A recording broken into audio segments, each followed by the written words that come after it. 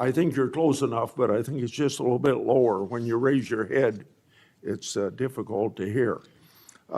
Director Patel, since 2021, I've raised concerns about the Biden administration failure to properly vet Afghan evacuees. Director Gabbard informed my office that as of August 2022, approximately 1,600 evacuees located in the United States had ties to terrorism and other derogatory information. That's why I and many others have opposed bills giving blanket approval. Are you aware of what steps your predecessor took to investigate these evacuees? And what steps have you taken to investigate them? And what, if any, national security concerns still exist?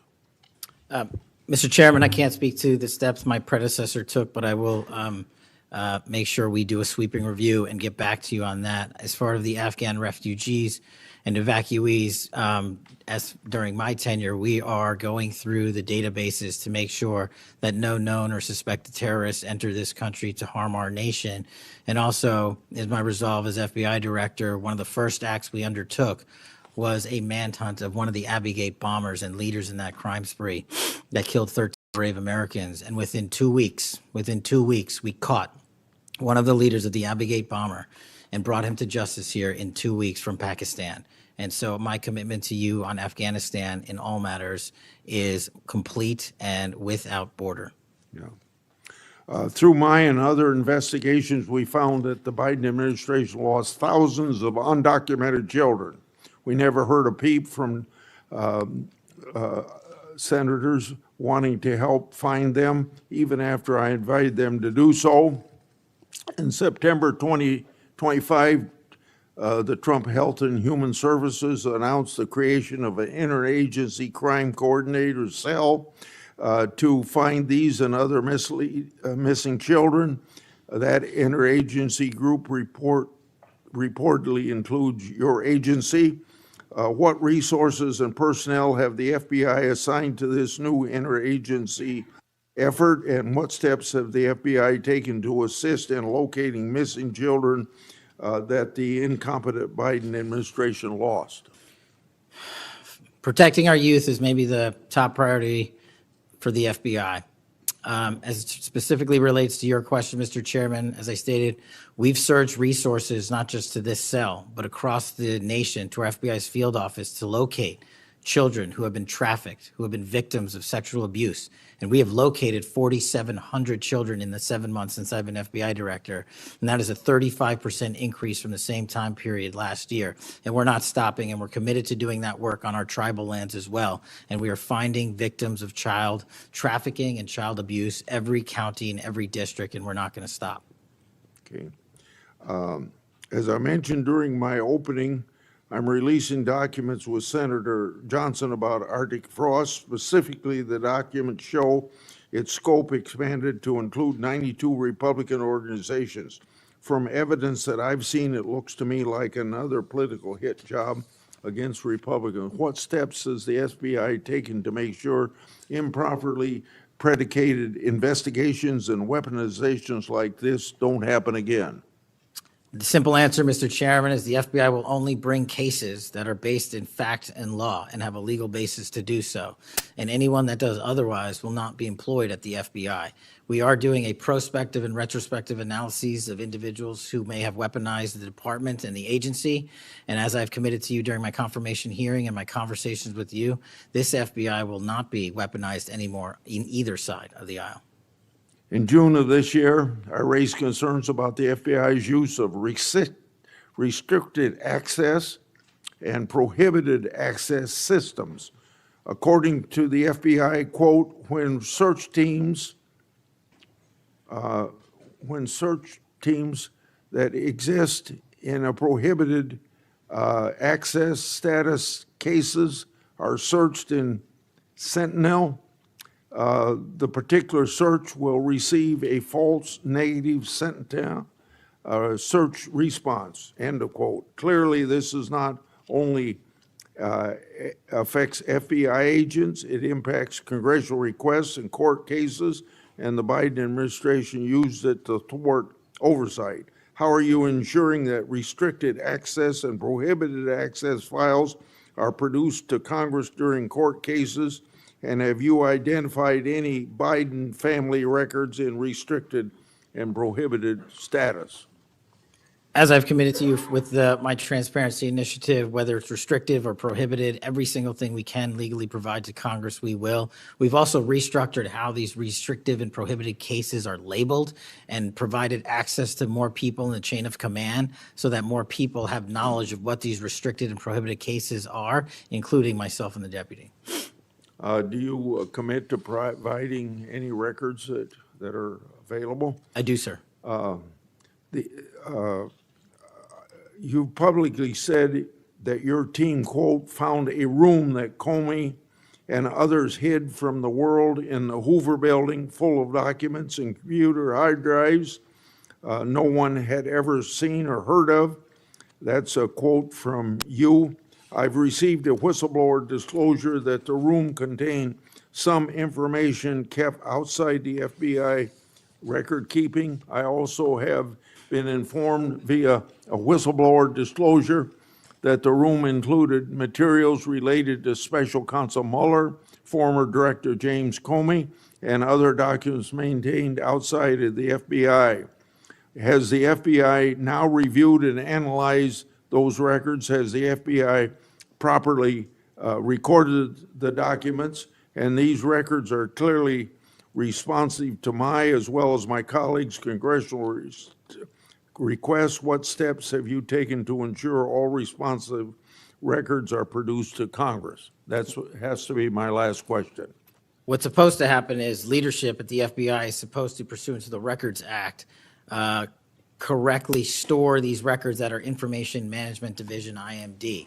In this room, we found a plethora of hard drives, computers, hard documents, soft documents that were not so recorded, a voluminous amount of information. So we are continuously processing that information. So A, we subscribe to the Records Act and commit that those records will be kept permanently at the FBI.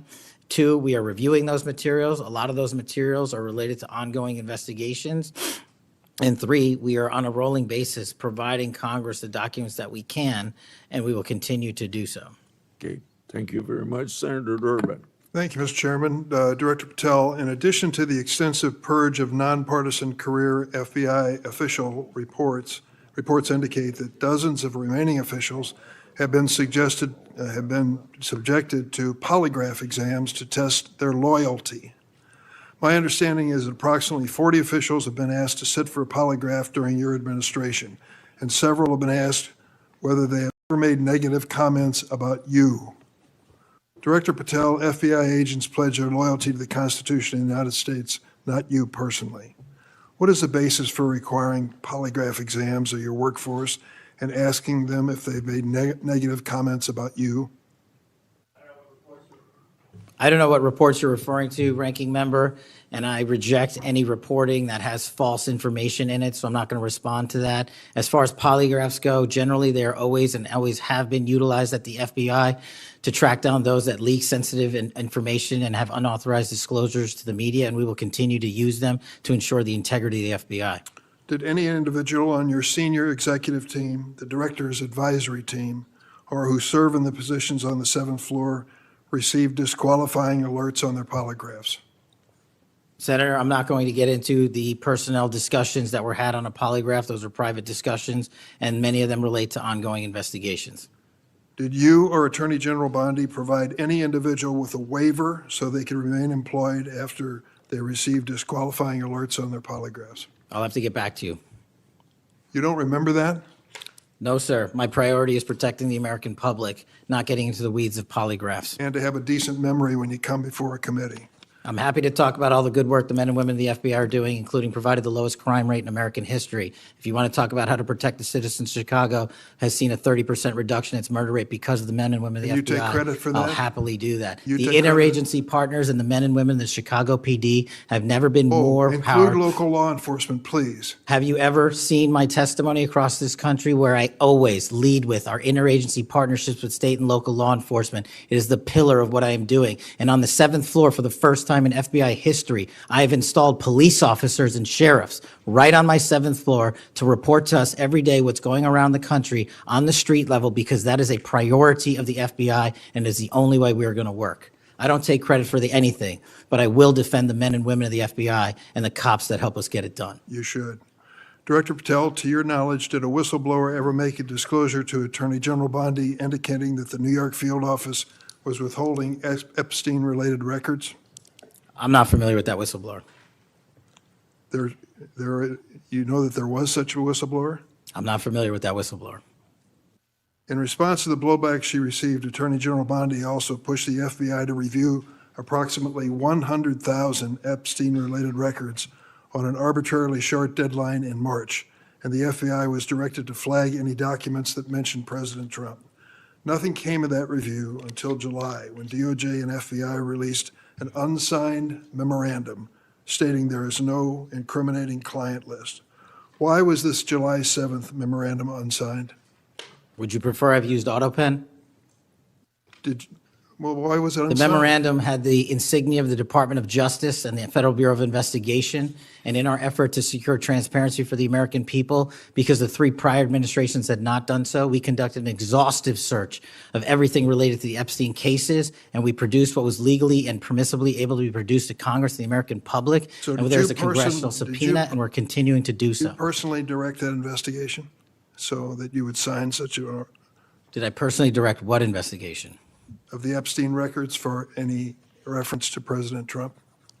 Again, you are citing reporting that I think is baseless. We conducted an investigation of the Epstein case files pursuant to the direction of the President of the administration to provide all credible information, and we are working with Congress pursuant to a congressional subpoena to turn over all the documents we can. All individuals. Who were at cited. DOJ and FBI was responsible for its drafting and conclusions? Many individuals at the Department of Justice and the FBI are There was responsible. no lead person? The Attorney General leads the Department of Justice, and I lead the FBI. So the Attorney General was responsible for that? The Attorney General leads the Department of Justice. Director Patel, much like you, Deputy Director Dan Bongino was a conspiracy theorist who built a lucrative career making inflammatory and unsubstantiated statements about the FBI that would be disqualifying in any administration that cared about nonpartisan law enforcement. For instance, Mr. Bongino called the placement of pipe bombs outside the DNC and RNC headquarters on January 6, quote, an inside job, and went on to say this was a setup. I have zero doubt, and whoever goes into the FBI, you better get an answer about why. Director Patel, you and Deputy Director Bongino are now leading the FBI. What is the evidence to suggest the pipe bombs placed outside of the DNC and RNC on January 6 were an inside job? I appreciate the opportunity to discuss Director Bongino's mind record. So many on this committee and the media jettison our 31 years of public service. Can you answer the question, sir? I'm answering the question. You're questioning the integrity of the Deputy Director of the Asking FBI you and mine. if you found any and I'm going to evidence. answer the question. I'm The pipe asking- bomb investigation is ongoing, and I'm not going to discuss Ongoing? the details of the pipe bomb investigation. Mr. Bongino was a Secret Service agent for 15 years, a police officer for 5. I served this country in multiple administrations for 16 years. We were also private citizens, and we are now back in government service. And what we have the ability to do is set aside our personal beliefs to deliver the mission of justice for this country, and we're doing it day in and day out. And I find it disgusting that everyone and anyone would jettison our 31 years of combined experience that is now at the helm of the FBI, delivering historic results at historic speeds for the American people. So you have no evidence? I got a lot of evidence, and I'll give it to you when I can. Yeah, I'm looking forward to it. There's a New York Times story this morning about Chris Meyer. As I understand it, he was your personal pilot, at least for some period of time. Mr. Meyer has quite a record himself. Flew over 350 hours as an Air Force pilot on 3 aircraft types in Afghanistan. Mr. Jardina, another former FBI agent, a 1999 graduate of U.S. Naval Academy, commanded 100 Marines in combat during the 2003 invasion of Iraq, participated in several firefights, followed up with 2011 deployment as reservist to Afghanistan, where he interrogated senior Taliban officials. It appears that you terminated these 2 agents. Why? I'm not going to get into personnel decisions that we made. So you're not accountable for your decisions to take people who've served our country so admirably and terminate them without any cause? That's a I'll tell you one-sided story. Anyone that has Well, been then terminated from so the tell FBI, your- generally tell your speaking, side of the story. fail to meet the needs of the FBI and uphold their constitutional duties. And you providing a one-sided story from your perch is absolutely disgraceful, because the men and women of the FBI deserve better. And your attack on the current leadership of the men and women of the FBI is equally disgraceful, because now you're attacking the leaders that are our brave SACs in the Let me tell you field what's who are disgraceful. doing the job that this Disgraceful. country needs. It's And we will disgraceful. continue to do it. Excuse me, it's disgraceful when Mr. Meyer and Mr. Giardina, who served our country so well, are terminated apparently because of the rants of a broadcaster. That is your all? opinion. It is not a fact. Well, it's certainly my opinion I can back up with fact. Let me ask you to explain the situation in Baltimore, if you will. Did you read the story about the termination of the project in Baltimore? Which story? 764 Group? Sorry. Which story? 764 Group, the Baltimore agents were investigating. Are you familiar with that? No, sir. Well, I'm not going to go into detail. It would take too long to do it. But apparently that this group, 764, a nihilistic, violent extremist group, seeks to blackmail children to perform vile acts on a camera under investigation by Baltimore, which was terminated by you. I'd like you to respond in writing, if you will, as to the circumstances of that termination. Sure. Our operations against NVEs, as you're referring to, has been historically high, and we've taken down multiple NVE rings, including 764 rings, who are harming children and causing them to be mutilated and Last commit question, suicide. can you explain why you are eliminating the requirements for a college degree for your agents? I appreciate the opportunity to address that. You said in your opening statement, we are reducing the training requirements at Quantico. We are not. We are expanding them. You are referring to an 1811 crossover program, because I believe the men and women of places like the DEA, the ATF, and the Marshal Service and the Secret Service who want to work at the FBI should deserve that opportunity in a shortened, abridged program, which we provided. We are also keeping the 18-week BFTC as is traditionally at the FBI. So we're not reducing any requirements. We are increasing those that we bring into the FBI. Did you change any of the requirements on college degrees? We are allowing police officers who have served for a number of years to come into the FBI who did not obtain the requisite college degree to apply to be federal agents, because we feel they have the street level experience we need to conduct this mission. I yield, Mr. Chairman. I have to respond to this business about you not treating employees properly, because I served under the previous administration when Democrats willingly turned a blind eye to Biden administration retaliation against my whistleblowers. They didn't get due process when their careers and lives were upended.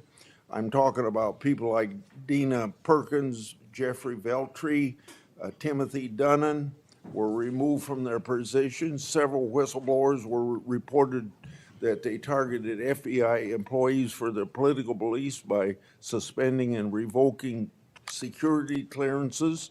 One FBI whistleblower said that Perkins, Vetri, Dunnan, and other FBI leaderships were, quote, responsible for what happened to me and my family, ensuring that they no longer work at the FBI isn't retribution, it's responsible leadership.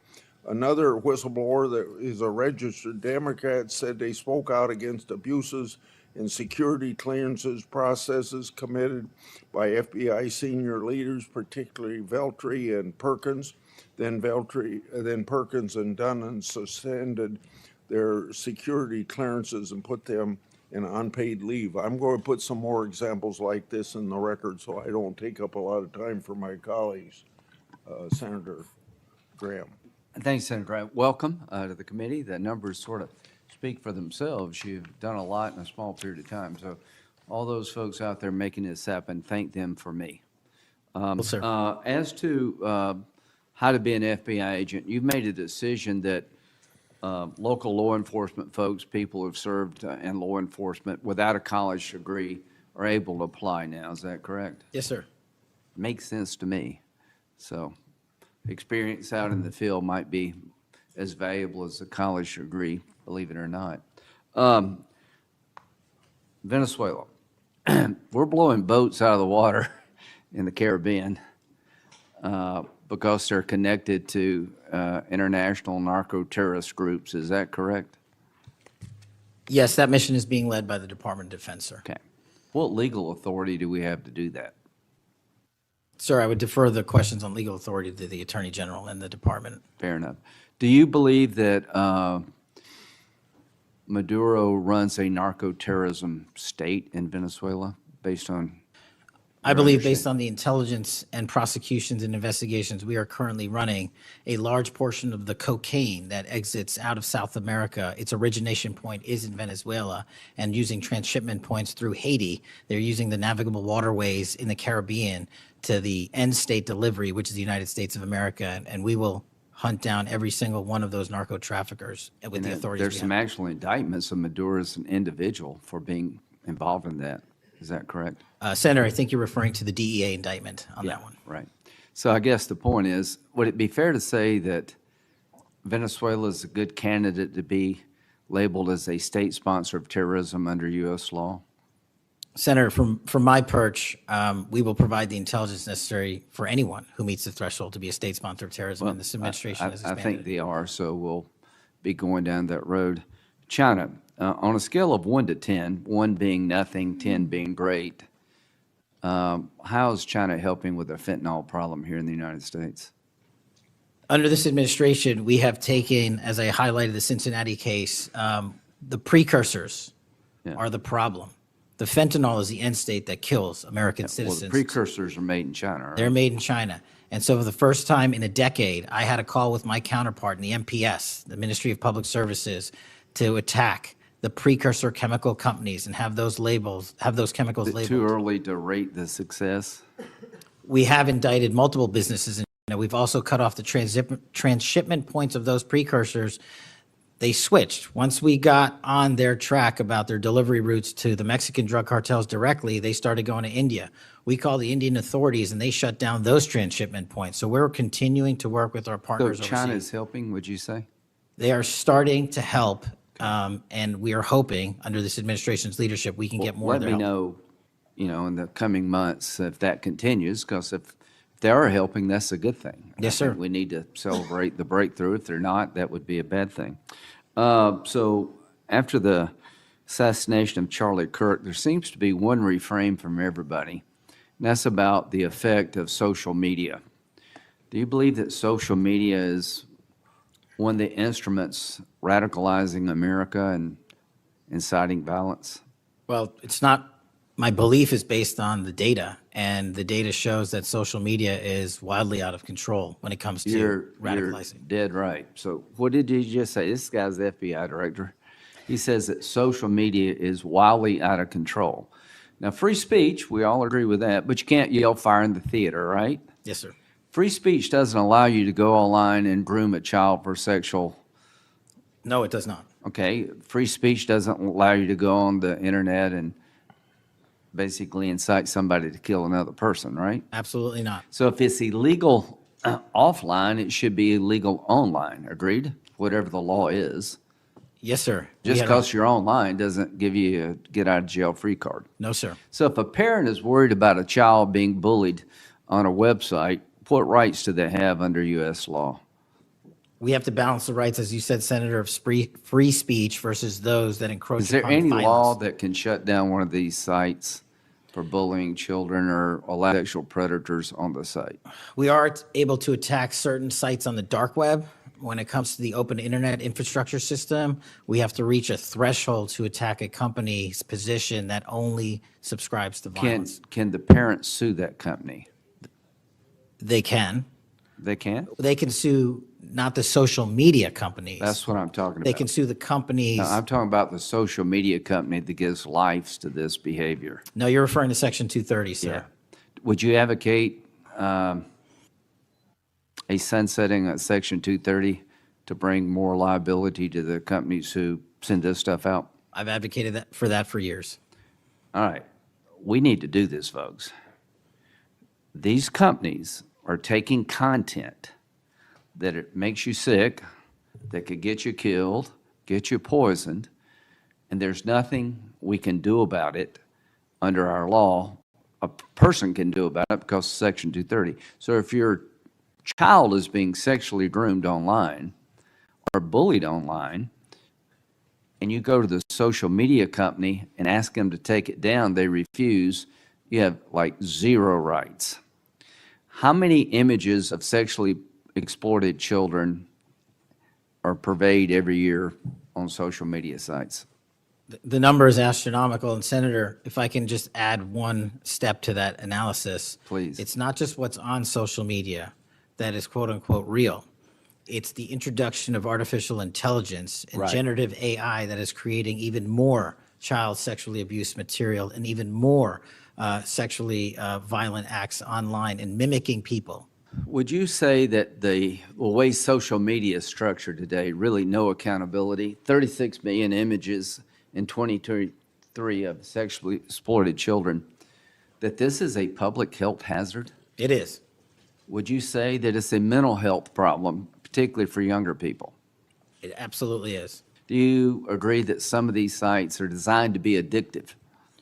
I think not only are some of these sites designed to be addictive, unfortunately, the reality is some of these sites are designed to generate income, and many people are generating income based on this illegal trade. Do you think it's now time for America to deal with this problem? I'm all in. I have been all in, and I'm happy to work with Congress to do so. Well, I tell you what, having the FBI director all in is great news for me, and I hope the committee will respond and that we'll be all in, trying to fix a problem that I think is doing a lot of damage to our country. When it comes to John Bolton, was there new evidence involved in the raid on his home? Sir, that investigation is very much ongoing. As you know, there was a raid of his house pursuant to a legal Was there a search warrant obtained to go in? Absolutely, sir. Okay. All right. We're looking to have that search warrant unsealed Okay. at the Yeah, appropriate I time. think that would be good, quite frankly. In December 2023, Director Wray said he sees blinking lights everywhere regarding to foreign terrorist threats against our homeland. How would you characterize the state of threats to our homeland by foreign terrorist groups? Foreign terrorist organizations have adapted and started utilizing online platforms, and so is the FBI.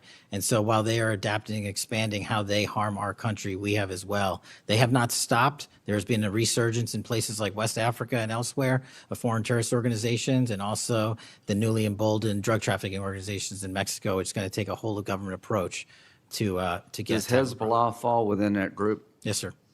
So Hezbollah is involved in not only terrorism, but narco-terrorism? Yes, sir. So do you consider Hezbollah a threat to the United States? Absolutely. All right, finally, do you have enough people Sorry. to do all this? Do you need more people? You're involved in a lot of things, and the numbers speak for themselves. You have FBI agents helping here in Washington, D.C. You have FBI agents helping in illegal immigration. That's good. You've got a chance here to tell us if you need more people. Seems to me that threat level of this country is pretty high right now. You got thousands of domestic terrorism cases. How many are being investigated? I think 3,500 off the top of my head. 3,500, okay. Anyway, it seems your plate's pretty full. I would urge you to get with your people, and if you think you need more people, now's the time to do it. It would be a shame to miss an opportunity to plus up the FBI if the threats justified it. Will you look? I will look, sir. Okay, but are you comfortable you have enough people right now? Right now, I'm comfortable with the reallocation of agents and personnel outside of Washington, D.C. and plussing up states like South Carolina in double-digit numbers, and I'll get back with my team on this one. Thank you for your service. Senator Whitehouse. Boy, is my timing good. It is very good. Director Patel, welcome. Thank you, sir. When you were here for your confirmation, we talked about your so-called enemies list. It appears to me that there have been adverse actions of various kinds taken against about 20 of the 60 people on your enemies list. You've been in office for 7 months. At that rate, you've got 14 months until you've hit all 60. Can you explain that? Again, that is an entirely inaccurate presupposition. I do not have an enemies list. You can continue to characterize it as you wish. The only actions we take, generally speaking, for personnel at the FBI are ones based on merit and qualification and your ability to uphold your constitutional duty. You fall short, you don't work there anymore. Well, there was a list. You don't like it to be called an enemies list, and it had about 60 names, and about 20 have had an adverse action. So those are, I think, pretty clear facts. Let me move on to your grand jury testimony, which we also talked about when you were here. I think you indicated that you understood that a witness in the grand jury is free to discuss afterwards whatever they told the grand jury. And you then went on to suggest, saying, I can't go into court orders granted by the DC District Chief Judge, and you want me to violate a court order. In those remarks, you fairly plainly suggested that there was a court order of some kind that somehow restricted or limited your ability to discuss your own testimony to that grand jury. Since then, that chief judge that you mentioned, Judge Boasberg, has written, and I'm quoting him here, Federal Rule of Criminal Procedure 6E allows witnesses like Patel to divulge the contents of their testimony, meaning that nothing was preventing him from doing so before the committee. Can we confirm here today that there is no court order of any kind that limits your ability as a witness before the grand jury to discuss your own testimony to that grand jury? We can confirm that pursuant to my action, that grand jury testimony has been released, the transcript.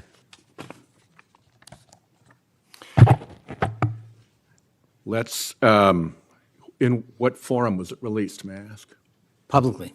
Okay, we'll check on that.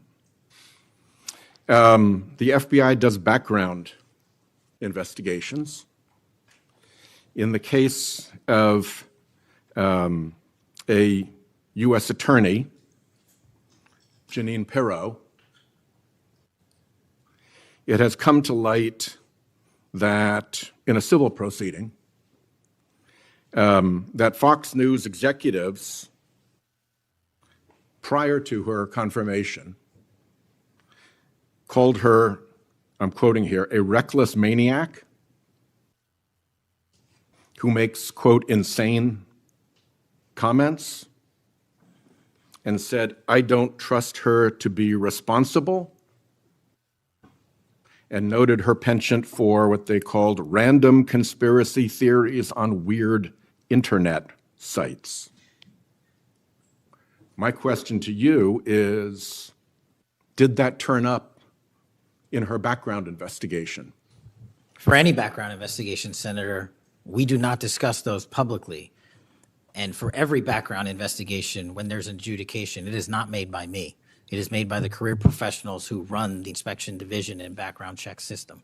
Do you know if that information was found? You see, we're an oversight body here, and there are really three possibilities here. One is that the FBI background investigation didn't find that stuff. That's worth noting because these investigations, full field background investigations, are supposed to find that stuff. That's possibility one. Possibility two is that the FBI did in fact find that information and then did not report it to the administration or to the committee. And the third is that you found it, you reported it to the administration, and they went ahead with her nomination knowing that she had been described as a reckless maniac who made insane comments, who wasn't trusted by colleagues to be responsible, and who had a penchant for random conspiracy theories on weird internet sites. Are you saying that this committee does not have any authority or reason to look into which of those things is true? This committee can look into anything it wishes. I'm telling you that the background investigations that are done by the HRD division are done by career individuals. They do not report the details of those to me. They adjudicate those independently and individually. That's how it's always been done. What happened during the pause of FBI background investigations that was alleged in the complaint against you and the FBI by the FBI agents who were terminated? On February 12th, Emil Bovee directed the FBI, quote, to pause any FBI background investigations of Trump nominees until Patel was confirmed, which happened on February 20th, is the general description of what they alleged. Why, do you know, were background investigations paused? Was it so material like this could be scrubbed out of them? And have they been resumed without that pause fully and normally after your arrival on February 20th? I can speak to the time period since I got there. Background investigations have been ongoing across the board at the FBI. Why was the pause, do you know? I was not there. Wasn't explained to you when you got there? Oh, by the way, boss, they've had an 8-day pause on background investigations. You think that would be something that would be explained to you at some point? Again, I leave it to the men and women at the HRD division to run background investigations. I do not interfere with them. I get that. But what I don't get is whether you were told about that pause, and why would you not be told about that pause? I don't recall that, sir. All right. The allegation also relates that part of the employee review of senior staff was whether or not they voted for Kamala Harris in the 2024 election. Since when is who you voted for a proper question for agents to be asked? I don't know what allegation you're referring to, Senator. If it's from an ongoing matter in litigation, I can't discuss that. But what I can discuss is I can only speak to the FBI's background investigations. There are other background investigations conducted across the government. I can only speak to So mine. just to clarify, I'm not talking about the FBI full field background investigations. I'm talking about internal employee reviews for promotion, for termination, for job actions of various kinds. And my question to you is it now the policy of the FBI to ask agents who they voted for, and since when is who agents voted for a proper question for the FBI to ask? Taking those in reverse order, it's not a proper question, and it's improper to allege that I'm doing that. And also at the FBI specifically, under my leadership, we do not ask who you voted for. And just one correction for the record, if I may, Senator, it's Security Division that runs background investigations, not HRD. Okay, I'll accept that correction. And in the event that we cannot locate your grand jury transcript, just expect a question for the record that will give you the chance to either provide that transcript again if it had been previously provided, or to make the statement that Grand Jury Rule 6E allows you, to the best of your recollection, truthfully, about what it is that you told that grand jury. Do you understand that? That's why I wanted the transcript released, and we'll get it to you, sir. Thank you very much. Thank you, Chairman. I think I want to take an opportunity when we hear about your political weaponization to remind my Democratic colleagues that what's happened the last decade, federal law enforcement, intelligence community, even when Trump was president, has thrown everything at him. They've even gone after his associates and Republican Party organizations. One investigation after another, one prosecution after another. I use examples you've heard me already say today, Crossfire Hurricane and Arctic Frost. These were all built on defective foundations of political bias. And then we released the Clinton Index and the Durham Index and the FBI's failures to investigate. So I've been acquainted with this because I've been trying to get to the bottom of it, and we had to get a new FBI director to get all this information, Senator Cornyn. Director Patel, welcome. Thank you for your willingness to serve in this very challenging position. How many people work for the FBI today? Approximately 36,500, give or take. I've always wondered whether an organization that big and that diffused all across the nation was actually capable of being managed. Have you experienced any surprises in terms of the, as the director, in terms of your management of the organization? In my experience, Senator, the leaders in the field are supposed to lead. So we have empowered and we've changed the structural operation of the FBI to empower SACs in the 56 field office, 55, 56 come 1 October, to lead the mission. We've also empowered the respective assistant directors and operational directors to lead the mission. That is how you manage 36,500, 37,000 people. No one or two people can do it. And that's been the transition, is the power structure is being pushed out to the field operations. It sounds like a very practical way to approach it. And how is morale? Morale, when I travel around the country, in my experience, has never been higher. The FBI and the police officers that we work hand in glove with across this country are excited to do the work. And the stats that I'm citing are no achievement of mine. The stats that I'm citing in the 7 months that I've been there, such as a 42% increase in cyber arrests alone this year, is because the men and women at the FBI have been empowered in the field. They want to do the work. They're getting the opportunity to do the work. And with our great partners in the respective states like Texas, and where we just returned a top 10 most wanted fugitive in Cindy Singh, are getting the ability to make those prosecutions a reality. By the way, Senator Durbin was asking about polygraphs. Aren't polygraphs a standard part of the standard test given to people with security clearances across the intelligence community They are. as a condition to maintaining your security clearance? I believe they are. Speaking of intelligence, one of the things that I've wondered about over time is, the FBI is a premier law enforcement agency in the nation, but you also have other important responsibilities in counterintelligence. And there's been different debates or people wondering whether, including me, whether that's an appropriate role for the FBI to play. And I guess the most challenging part of that is, if it's not at the FBI, where would it go?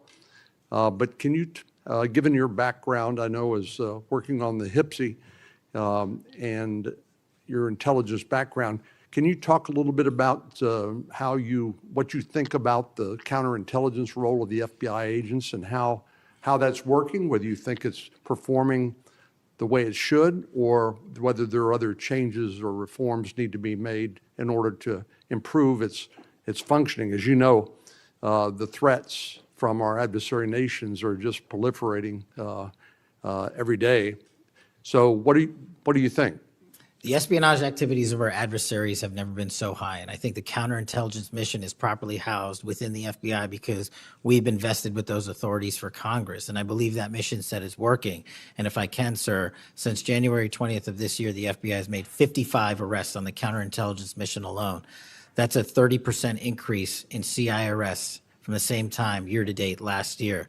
We've arrested 33% increase in PRC counterintelligence arrests, an 83% increase in Russia counterintelligence arrests from the same time last year, then a 60% increase on Iran counterintelligence arrests from the same time period last year. So we are already on total exceeding the entirety of the number of arrests from the previous year on counterintelligence matters across the board.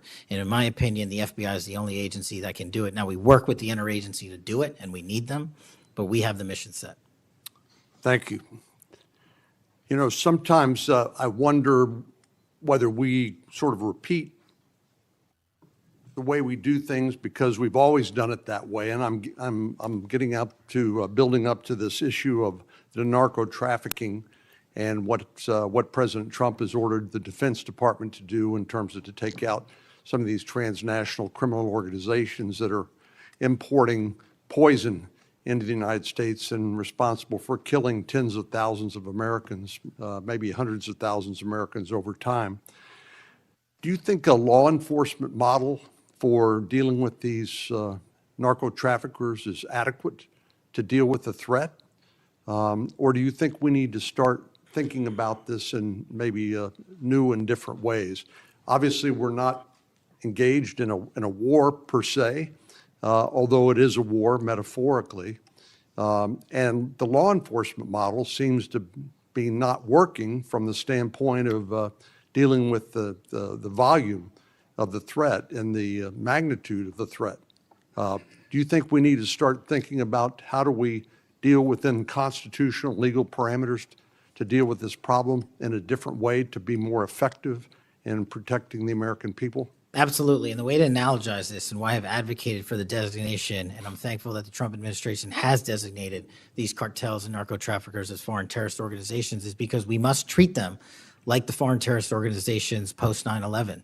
We must treat them like the Al-Qaedas of the world because that's how we're operating. And just treating them with law enforcement capabilities alone was wholly insufficient to wipe out the targets in their entirety. They always had the next man up philosophy. If you take out the leader, they got 10 guys behind him. But in order to eliminate, and that's the key, eliminate the drug trade, and eliminate the pouring into this country of narcotics, we have to use our authorities at the Department of War and the intelligence community to go after the threat like we did terrorists when we were manhunting them. And now we have that ability, and we're seeing that in live time, whether it's on the strike on the boat or going down into Mexico and working with our Mexican authorities with these intelligence assets to say we've located not just the person in charge, the cadre in charge, but the entire network. And we are now able to dismantle that entire network. It's going to take time. The manhunt after 9/11 took some years, and this is going to be a years-long mission.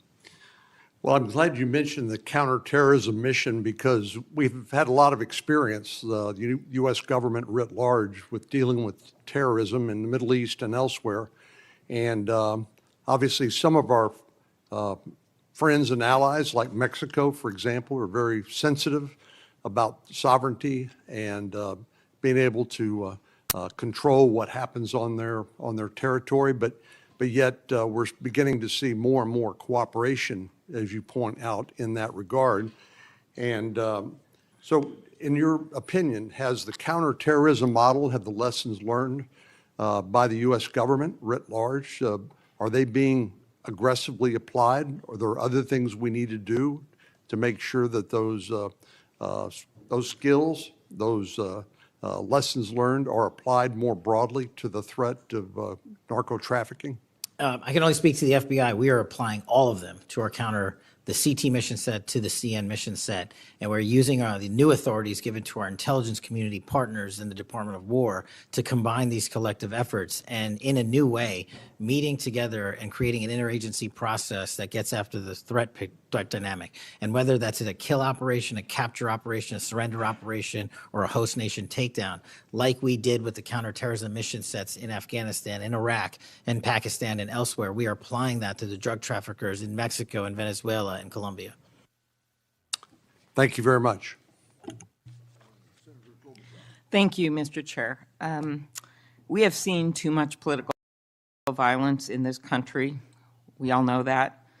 Just last week, Director, your friend Charlie Kirk was gunned down on a college campus. I'm sorry for your loss.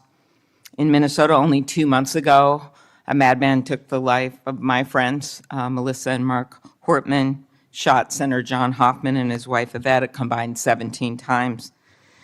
And evidence indicates that he would have killed a lot more if law enforcement hadn't intervened. Just last month in my state, we were again shook to the core when little kids were shot down through stained glass windows in Annunciation Catholic Church in Minneapolis. And while the victims weren't politicians in this case, they were 6-year-olds and 8-year-olds, the manifesto that the shooter left behind was political. But in the words of your own federal law enforcement, this person was an all-purpose hater. Went after blacks, Hispanics, the president, Muslims, Jews, nearly everyone. And this happened during the first Mass of the year for these kids. They were excited to see their friends, meet their new teachers, and 2 children, 8-year-old Fletcher Merkel, 10-year-old Harper Moisky, were murdered. 21 other people injured, some of the kids, 18 kids, severely. Fletcher was just starting 3rd grade. He loved his family, his friends. He loved fishing and cooking. In his dad's words, any sport he was allowed to play. Harper, the other child, we celebrated her life this Sunday, thousands of people. Her parents described her as bright, joyful, and a deeply loved 10-year-old whose laughter, kindness, and spirit touched everyone that she knew. We've heard the words of young children who were saved because 12-year-olds laid on top of them, or a kid with disabilities who was paralyzed, whose teacher pulled him out of the wheelchair, threw him under the pew, and laid on top of him. We do thank the local FBI director and the local U.S. Attorney's Office for their work in both of these cases, the Hortman case and this. But I did want to focus on one local law enforcement moment that I'm not sure has made with all the news going on in Minnesota. When the first 911 call, and you've heard about other places where this waited and waited, the first 911 call was made at 8:27 a.m. The first officer was on the scene just 4 minutes later, local Minneapolis police, at 8:31 a.m. The Chief O'Hara, shared with me the actual numbers. Listen to this. Over 20 people were in ambulances just 14 minutes, all of them, after the police got on the scene. 14 minutes after the first call. Tourniquets, stretchers, and they got them all to Hennepin County Medical Center or Minneapolis Children's Hospital. And I think it is worth looking at what happened there, because one of the dads whose daughter was severely injured, still in the hospital, that I met on Sunday, told me that there is absolutely no way his beautiful daughter would have survived if police hadn't been there. So it is worth looking at for all of us. So my focus on behalf of these parents, because I promised I would do this on Sunday, was just to figure out how we can do anything to stop this from happening again. So expanded background checks, ghost gun bans, every shooting is different. Raising the minimum age to purchase assault weapon, even if we're not going to ban them, I favor banning them. But that's one idea that's out there when so many of these shootings are people who are 18, 19, 20, 21. The one at Annunciation Church was 23. Both shooters in Uvalde and Buffalo had just turned 18 when they purchased the assault weapon ban. I'm not saying any one of these things would prevent every single shooting, but I really ask everyone to look at these. We also need to tackle social media, and I really did appreciate Senator Graham's questions. I think we have to protect free speech and not engage in censorship.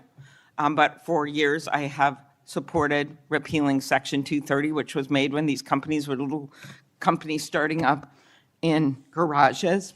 And I think it is one way to get at making this better environment online and preventing violence. So my first question is on the assault weapon ban. Do you think that would be helpful in reducing gun deaths, Director? Senator, if I may, I want to answer the question, but thank you for your remarks. Especially it relates to my friend Charlie, and I share and relay my remarks, my sentiments to you. Minnesota has suffered untold tragedy in these last few months, and whatever creativity we can use to eliminate even just one shooting, one horrific death, I am in favor of engaging with Congress fully to do. I don't have the answers. I don't know what will eliminate it in its entirety, but I'm willing to engage and explore new ways with you, Senator. Okay, thank you. And so, assault weapon ban, what do you think? Senator, I think there are instances on this legislation that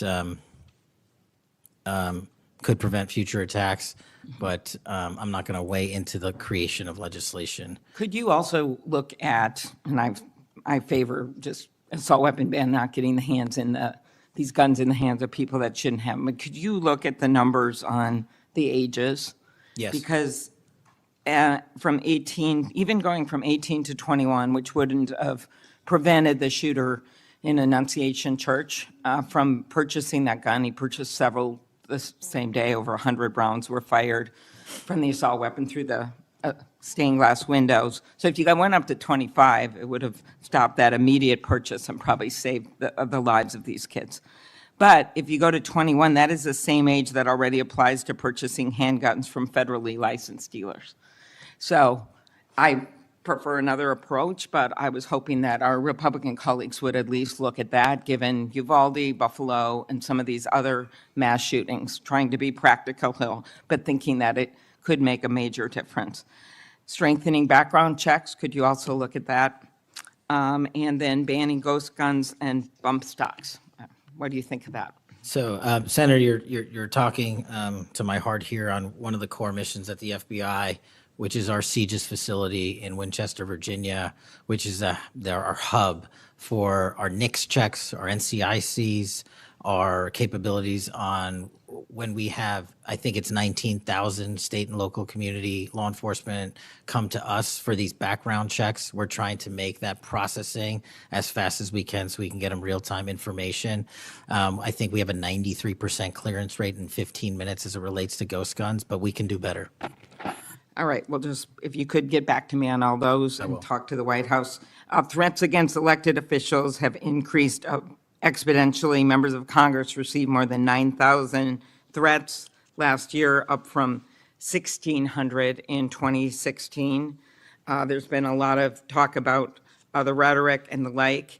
And if we want to move forward on things like Section 230, or even look if we can do anything on guns, I do think we're going to have to be honest about this all-purpose hater issue, and it has bothered me, this thing, we're going to go after this group, we're going to have to go after this group. I just want to, for the record, show that the murder of Speaker Hortman and her husband, it was Democratic lawmakers on his list.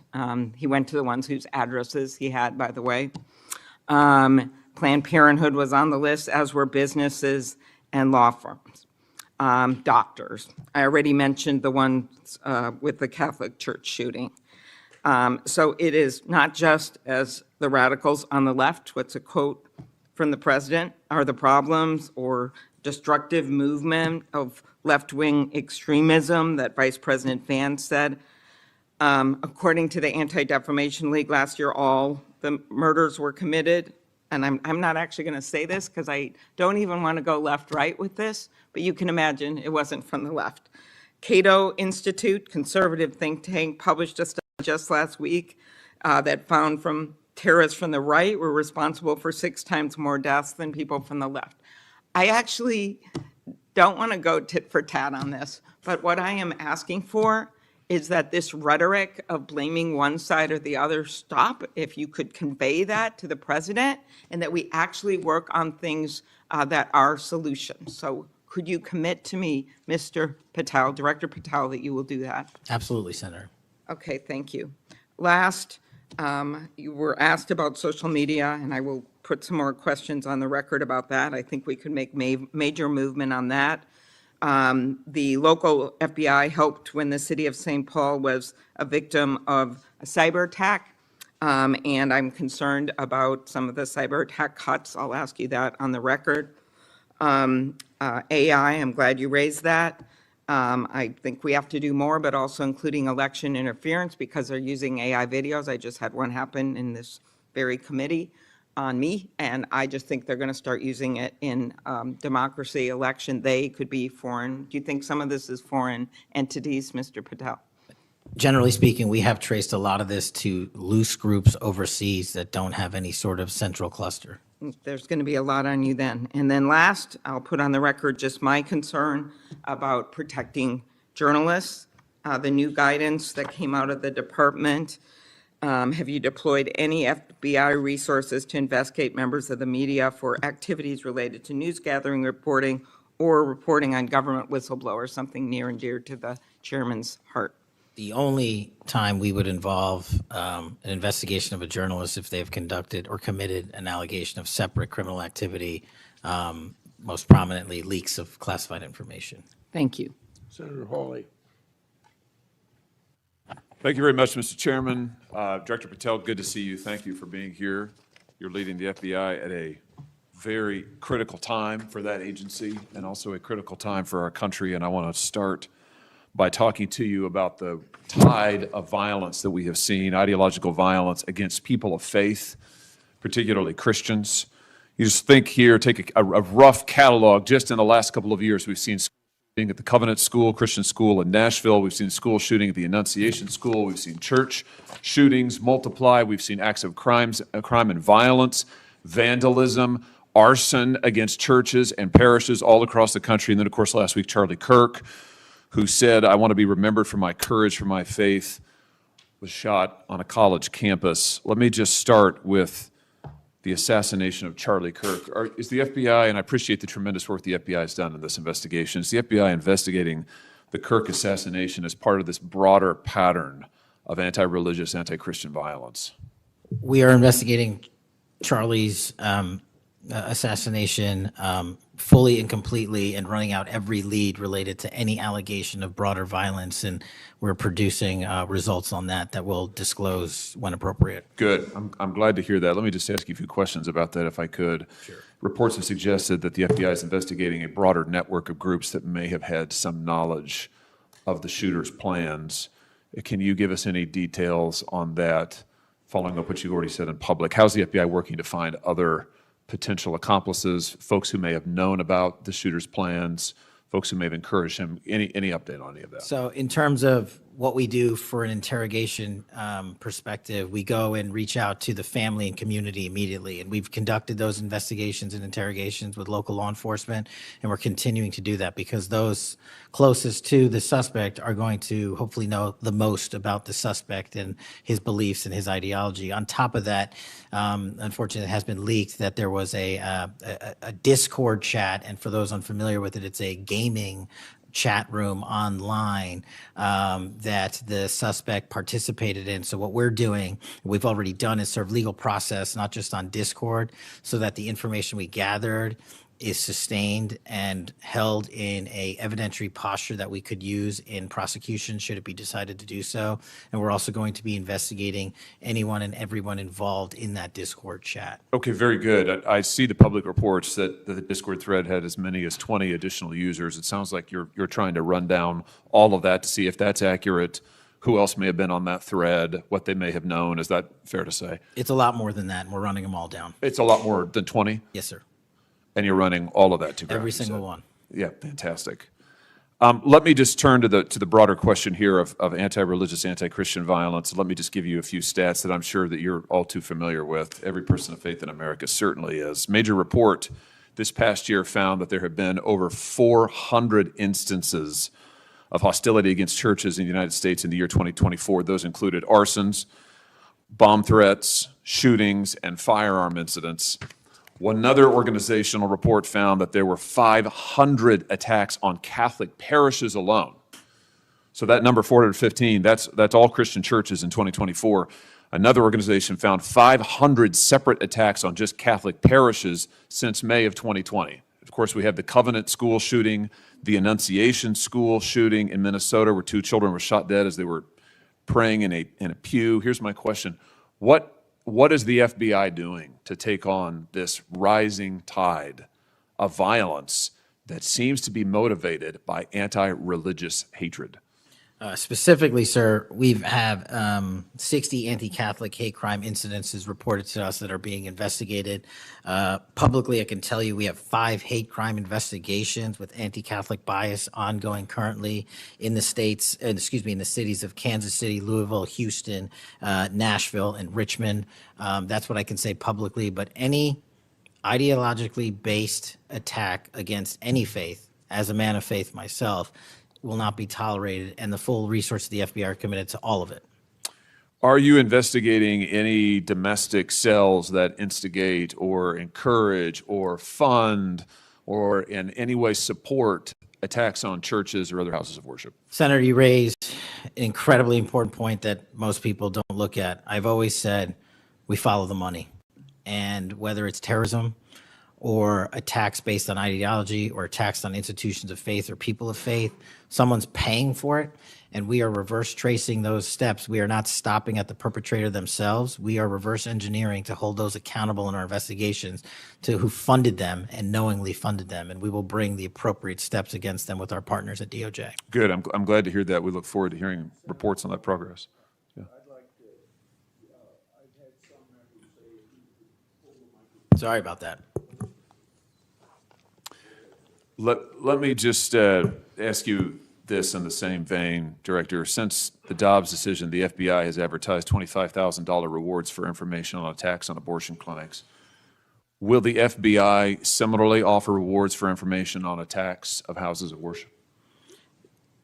Yes, when it is appropriate, the rewards are any reward, whether it's an attack on a house of faith or on a homicide or whatever, is determined by a group within the FBI, but we will work with them to make sure that rewards of monetary value are put out for all ideologically based attacks. Good.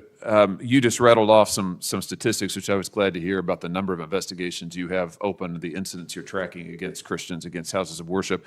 Let me just ask you if you consider designating a senior official as a liaison to houses of worship, to Christian and other religious organizations, to publish metrics on investigations and arrests related to church attacks, church threats, vandalism, arson, et cetera. Will you set up a system for liaising and then reporting so that everybody can see, this committee and the public can see just how many attacks we're talking about, just what the level of threat and violence is and what the FBI is doing to combat it? Senator, you're speaking my language. The private-public sector partnership on this specific issue, just like the other ones we've talked about, is equally transformative to finding those involved in these criminal activities. And with your assistance, and I would ask you if you're able to identify someone who's an expert in that area, we will work with them. We will take their information because as great as the FBI is, we're only as good as the information we can get, and we don't have the reach that the private sector does in some of these areas. Very good. Happy to help on that. Let me ask you about something specific to the FBI, because sadly, as you know, the FBI, when it comes to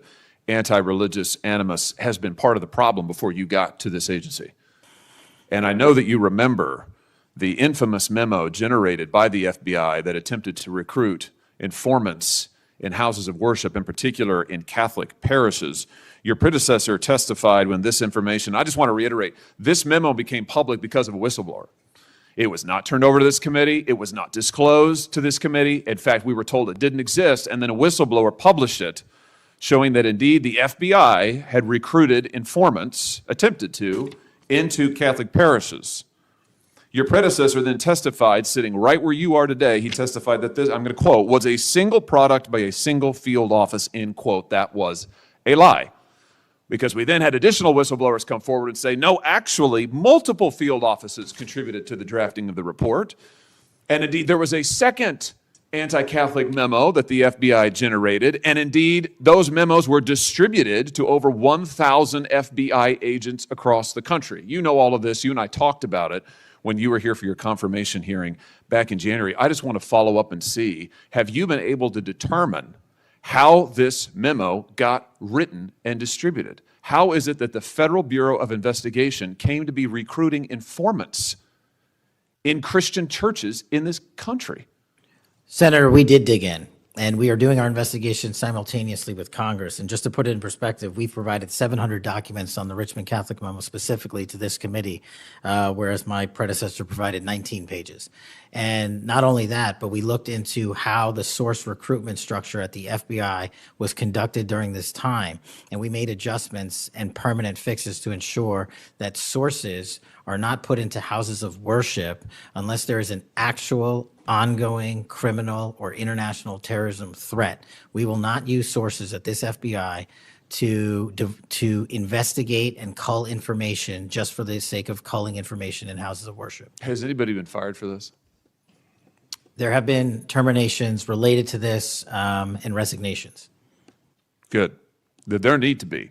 Because if this is going to be standard at the FBI, nobody can trust the FBI. You want to talk about violating the First Amendment? This has got First Amendment violation written all over it. It's one of the most revolting chapters in the FBI's history. And considering what we're seeing more broadly in terms of the acts of violence against people of faith, this has absolutely got to end, and the FBI has to lead the way. So I count on you to do that, Director. Let me just, in the minute or so that I have remaining, let me just shift gears and ask you about something else you said earlier. You said that protecting our youth is maybe the FBI's top priority. It's great to hear. Let me ask you about the role of AI chatbots in that, which you've talked about a little bit already today. Are you investigating any cases of AI-generated child sex abuse material? You issued a PSA earlier this year warning that synthetic child sex abuse material, that's where the AI generates it using maybe a real kid's image, but then generates sex material, sex abuse material. You warned that that was illegal under federal law. Is the FBI investigating any instances of this synthetic CSAM material generated by AI that you could speak to? We are investigating dozens of those matters because, let me just say this, as far as the FBI is concerned, generative AI that produces CSAM, child sexual abuse material, under our investigative authorities is treated as equally as if it were actual child sexual abuse material. There's no difference for me in the FBI on this. Let me just ask you one other thing in this vein. I'm sure you've seen the reporting that Meta's AI rules, their own internal guidelines, allowed their chatbots to have sensual, that's their word, sensual conversations with children. We've had instances, multiple instances of children, minors, taking their own lives at the behest of chatbots that instructed them with specificity on how to do it. What's the FBI's role here in investigating what is going on with these chatbots, with these AI companies encouraging? I mean, listen, if an actual person did that, we would say that's grooming. We would say that's child abuse. These companies are doing it. Their own guidelines allow it. What can we do about that? You're referring to NVE, nihilistic violent extremism, and 764. It has been made a priority of the FBI because they are targeting children, and these chatbots and these generative AI are getting coupled with actual humans who are using them and releasing them because they can do the work faster and quicker than humans can and get into spaces like social media where humans have a difficulty in engaging. And what we're doing is treating any extension of generative AI as the criminal themselves. And we have, I think, I've got to get the number back to you, but over 1,000 investigations related to NVE. We've had numerous takedowns and arrests of 764 individuals.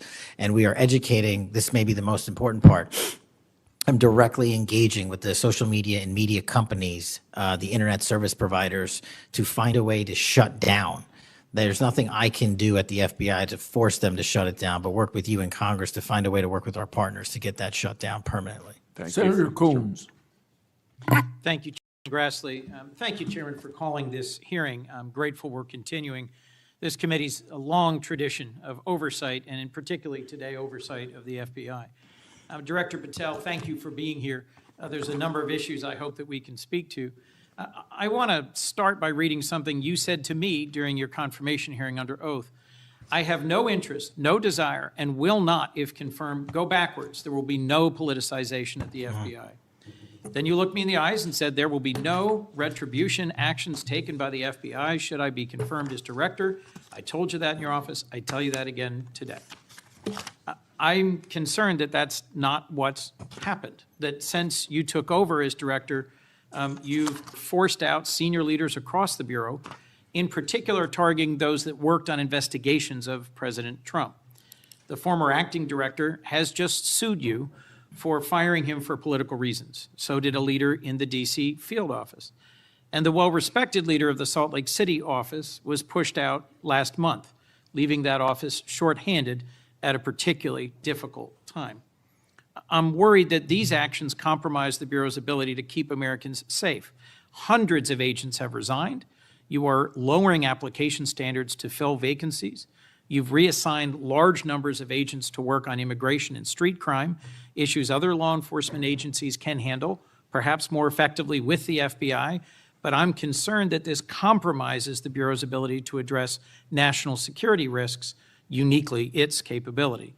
In fact, you've shut down the Office of Integrity and Compliance, which makes sure that agents act in a lawful and ethical way, and reassign staff away from domestic terrorism investigations exactly at a moment I think we are all concerned about it. I also have to ask, you came before the Appropriations Committee in May and told us you wanted a $500 million budget cut for the FBI, literally an effort to defund the police. I am grateful for the work of the men and women of the FBI. They've done great work this year in Delaware, partnering with the Dover Police Department to support human trafficking victims, partnering with the Middletown Police Department on armed robbery and carjacking. And it's urgent, I think, that we fix the direction and the prioritization within the FBI. And I wish we could focus on those efforts today. But I'm seeing an FBI leadership more focused on social media clout and on political revenge than on fighting crime. Director, have you ever ordered that an FBI employee be terminated because he or she worked on an investigation into President Trump? Senator, thank you. One quick correction for the record. There's 280 NV investigations. I gave the incorrect number to Senator Hawley. Thank you. Understood. As far as a lot of your statement, I disagree with it, and I'm happy to address it. But the only way, generally speaking, an individual is terminated at the FBI is if they have violated their oath of office, violated the law, or failed to uphold the standards that we need them to have at the FBI. So those who say that they've been fired because of working on investigations into President Trump are lying or misrepresenting? Well, those matters are alleged in litigation, which is ongoing, so I can't comment on those specifically. Could you comment on why you fired former acting FBI Director Driscoll? I can't because it's ongoing litigation. Could you say now definitively under oath that the rank and file agents who were assigned to work January 6 cases will not be terminated because that's what they were assigned to do? I've said it before and I've said it again. Your case assignment, as I was given case assignments when I was a young prosecutor, does not dictate your career or your termination. Thank you. Then let me go to the appropriations question. In May, you testified before the subcommittee on which I serve, defending the president's request that we slash the FBI's budget by about $500 million. The day before, you testified the opposite in front of the House. Where are we in terms of the budget request? Senator Graham earlier said if you're requesting more funding for more agents, let us know. We're nearing the end of the fiscal year. In front of the committee on which I serve here in the Senate, your request was for a reduction of hundreds of millions of dollars. Where are we? Where we are in the budget cycle is we at the FBI are in support of the president's budget, and we are in support of eliminating waste, fraud, and abuse. We've already identified tens of millions of dollars of duplicative contracts that the FBI was spending on software and private sector engagements. We've also identified duplicative workloads. So we are transitioning those folks out of doing the same thing twice over and into the field. And that's my focus right now. And the move of the FBI headquarters is also going to save the FBI $3.5 billion in the American taxpayers. So we're focused on eliminating waste, fraud, and abuse. And as I told Senator Graham, if I'll go back and talk to my team, and if we need more, we'll let you know. Are you planning any additional reductions in force, Director? No. How many vacancies are you currently trying to fill within the agency? In terms of the 1811 ranks, there's a few hundred open vacancies that we have funded. And so we're filling all of those with our hybrid 1811 program and our new recruitment program, and I think a lesser amount of IAs and SOS. So if hundreds of agents have retired or taken the fork in the road offer, and you have vacancies, but you're requesting $500 million less, how does having fewer FBI agents help you tackle violent crime and address our national security issues? Just to put it in perspective, cybersecurity Senator, issues? sorry, I didn't mean to cut you off. If we had this $500 million, we've done the math. It would take us 14 years to onboard every vacancy that's on the books currently at the FBI because we can't hire these folks and train them overnight. It's a years-long process. So we are currently focused on recruiting the best and filling the positions to the best of our needs. And we, even if we had this extra money, wouldn't be able to hire them overnight. We're looking for where the need is greatest, where in the country we need to send them, and how we can change the training requirements, which is why I'm thrilled to have police officers. They might not have a college degree, but they got the street smarts and the cop smarts to become FBI agents, and that's what we want. Let me turn to Section 702. Yes, sir. When you testified in front of the CJS subcommittee, we talked about this issue.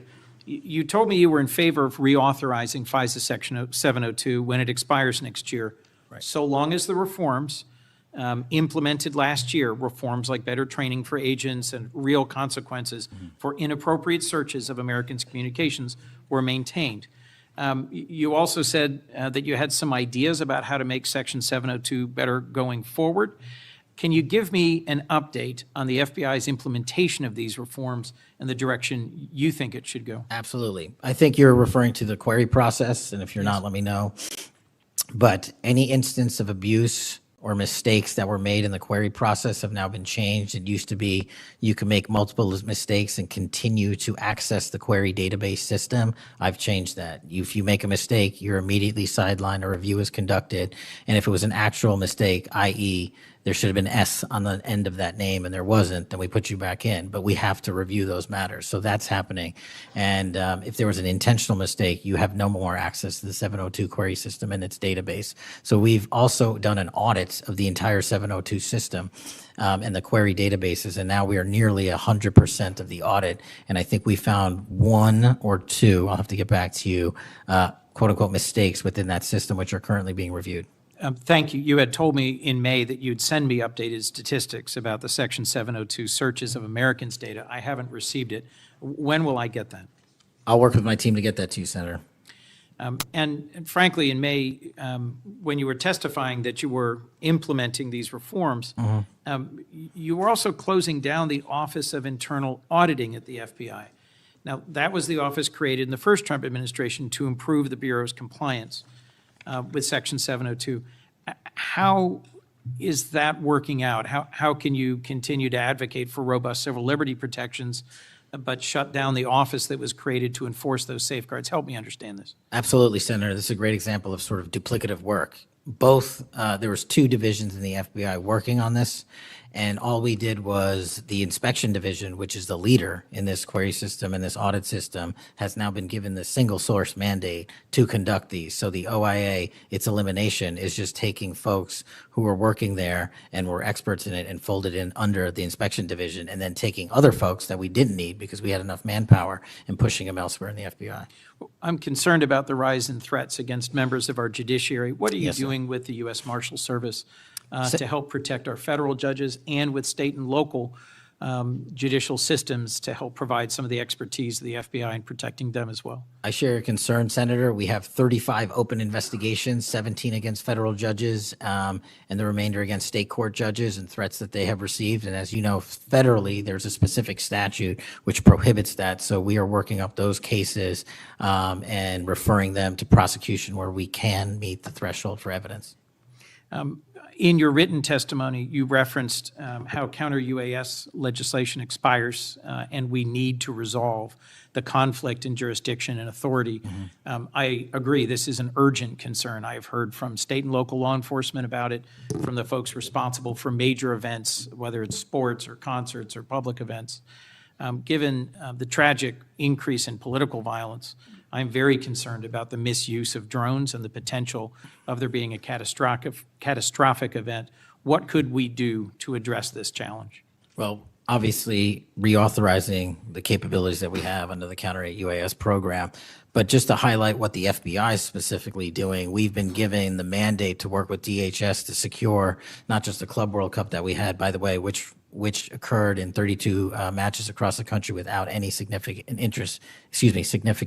incident, which we're proud of. And we're taking that model for the next World Cup and also the Olympics. But the reason I bring that up is because we pushed out our counter-UAS programs to address the security needs. And that's where our focus is on events like that. Mr. Director, thank you for your testimony. I look forward to working on actually solving criminal problems and reducing the extent to which what we're going back and forth about is more political and partisan point scoring and more actually solving crimes for the American people. Yes, sir. Senator Kennedy. Mr. Director,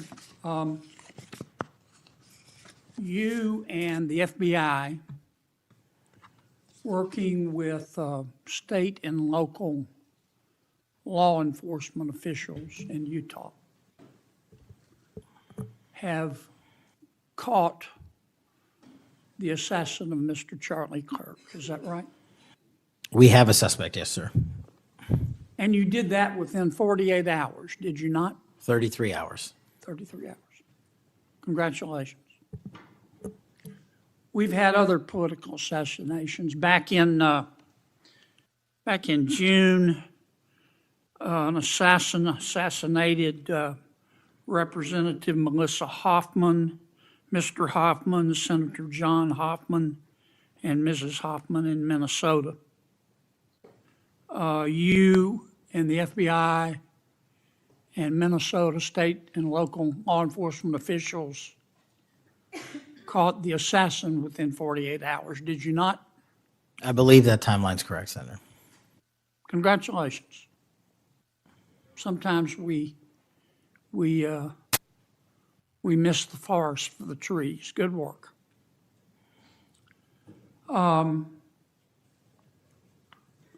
Did Mr. Kirk's assassin act alone?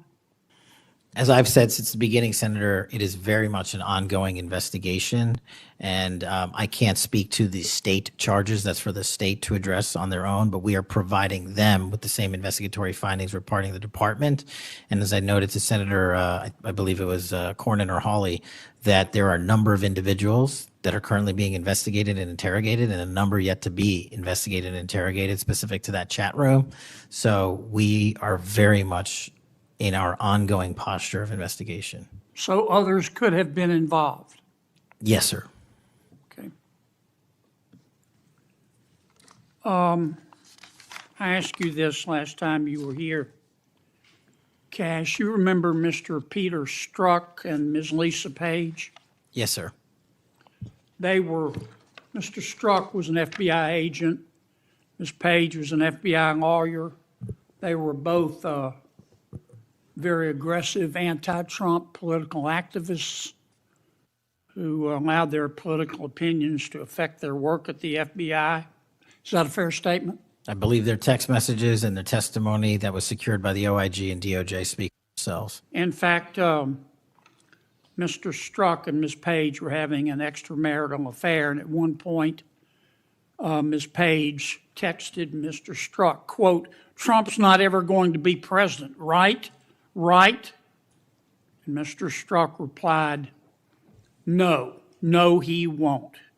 We will stop it," end quote. Ms. Page resigned from the FBI. Mr. Strzok was fired. They promptly sued the federal government and the FBI and Justice Department for releasing their emails, which revealed all of this. The FBI settled that lawsuit for $1.2 million, gave Mr. Strzok $1.2 million cash, gave Ms. Page, who resigned. She wasn't fired, she resigned, she quit. Gave her $800,000. Who, if the FBI made that decision to give them money? That settlement was reached in the Biden administration when my predecessor was the director. Who? Are you saying that Chris Wray did? The only people that can decide that settlement are the Attorney General in conjunction with the director and the administration. Okay, so you're telling me that Attorney General Garland and Director Wray decided to give them the money? Is Yes, that sir. right? Yes, sir. Okay. Now, when you took over the FBI, did you find instances of where, under the Biden administration, the FBI had weaponized the agency to push the political beliefs of President Biden? Sorry, the last part. When you took over the FBI, did you find instances of where the Biden administration had politicized the FBI to prosecute its political agenda? Well, I won't speak for other people. Having been a target of that weaponization, having been a staffer on the House Intelligence Committee, having had the Justice Department weaponized against me for making the findings and leading the investigation of Russiagate, I know what that feels like. And that's why, as the FBI director, I'm committing to not ever have that ever happen again. But I'm also committed to fully investigating what was done, and that matter is still ongoing. So I assume, I take it your answer is yes. Yes, sir. And you're firing those people, is that right? Anyone that politicizes their job at the FBI will not work at the FBI. Okay. You've heard some of my colleagues either implicitly or or otherwise suggest that you have politicized the FBI to prosecute the political beliefs of President Trump. Is that true? I don't know how that can be true when the stats that I cited, to include the 23,000 arrests, 6,000 weapons seized, 1,600 gang and criminal enterprise organizations, 4,700 children found and rescued, more enough fentanyl seized to kill a third of America. The men and women of the FBI are now on an apolitical mission, and this is why the numbers are historic in 7 Have you months. fired people because they voted for Vice President Harris? I don't ask people who they vote for, and neither does the FBI. Okay. But you've given people polygraphs, have you not? Many people in the FBI take polys. The FBI does that all the time. Yes, sir. Does it not? Yes, For a sir. long time, is that correct? Decades. All right. I want to ask you about the Epstein files. Have you seen the Epstein files? I have not reviewed the entirety of it myself, but a good amount. Would it be fair to say that Mr. Epstein trafficked young women, including, in some instances, minors, for sex to himself? That was specifically the allegations in the 2018 indictment in the Southern District of New York. Okay. Who else did he traffic these young women to? In terms of what the investigation, again, going back to 2008, Mr. Acosta, who limited the investigation and limited the search warrants and limited the parameters of the investigation, the only thing we are able to speak to publicly, because he was given a non-prosecution agreement by Mr. Acosta, is that first time period from, I believe, don't quote me on this, 97 to 2001-ish. And then when the Trump administration courageously reopened it. Excuse me for interrupting, but I'm going to run out of time. You've seen most of the files. Who, if anyone, did Epstein traffic these young women to besides himself? Himself. There is no credible information. None. If there were, I would bring the case yesterday that he trafficked to other individuals. And the information we have, again, is limited. So the answer is no one For the information that we have in the files. in the case file. Okay. Now, President Trump has deferred to the FBI and the Department of Justice with respect to the Epstein records. He says it is your call about releasing them. And I understand that the department and the agency have decided to release them in cooperation with the House committee. Is that correct? Yes, sir. So you're releasing them a little bit at a time. Is that correct? We're releasing as much as we can, but we are limited by 3 different court orders, and the department went back to each of those judges to waive those court orders or have them lifted, and each of those judges declined. Will you release all of them, or at least as many as you can? We will release everything we are legally permitted to do so. We are continuing to work with the House on the subpoena request. We have substantially complied with it, but we will continue to release whatever we are legally permitted to do so. Okay. I strongly encourage you to do that. Kash, this issue's not going to go away. And I think the central question for the American people is this. They know that Epstein trafficked young women for sex to himself. They want to know who, if anyone else, he trafficked these young women to. And that's a very fair question. I want to know that answer. And I think you're going to have to do more to satisfy the American people's understandable curiosity in that regard. Mr. Chairman, may I just respond to that? I agree, Senator. And what we have done, and just to remind folks, the Epstein case files existed in the 2 prior administrations, in the Obama administration and the Biden administration, and they didn't release anything. And there was President Trump in the first administration that renewed charges against Mr. Epstein.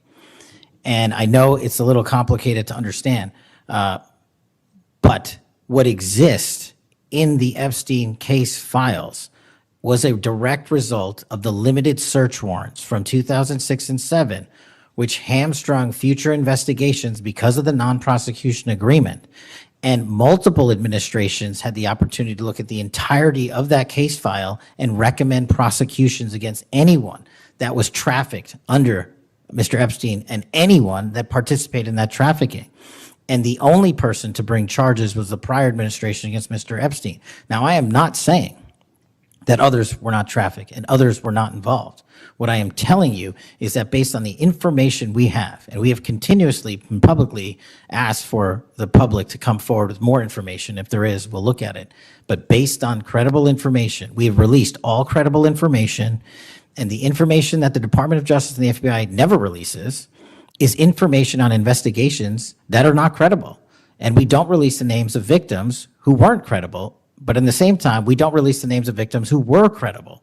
And so that's by law. And so the information we are releasing now is historic, and it is also to the maximum capacity that the law allows. And I know that's not going to satisfy many, many, many people. But if they wanted it done right, then the investigation from its origination should have been done right, and he should not have been given a get-out-of-jail-free card to do jail on the weekends for 12 hours a day, and he should have been investigated fully for the entirety of his crime and criminal enterprise, not just from 1997 to 2001. Senator Blumenthal. Thank you, Thanks, Mr. Patel. Thank you, Mr. Chairman. Director Patel, thank you for being here today. You'll recall well in January at your confirmation hearing before this committee, I raised the prospect of politically motivated retaliation, and you promised me, as you did other members of this committee, quote, every FBI employee will be held to the absolute same standard and no one will be terminated for case assignments. You went on to tell me, quote, all FBI employees will be protected against political retribution. And you assured one of my colleagues that you would honor the internal review process of the FBI. I'm not going to mince words. You lied to us. In the short time that you've been FBI director, you've presided over a rash of retaliatory firings. 3 FBI agents have recently sued you. They are FBI agents with 60 years between them of distinguished service, rescuing hostages, saving kids from predators, dismantling drug cartels, and their allegations, their civil allegations, are a searing indictment of your tenure as FBI director. But it's not just those 3.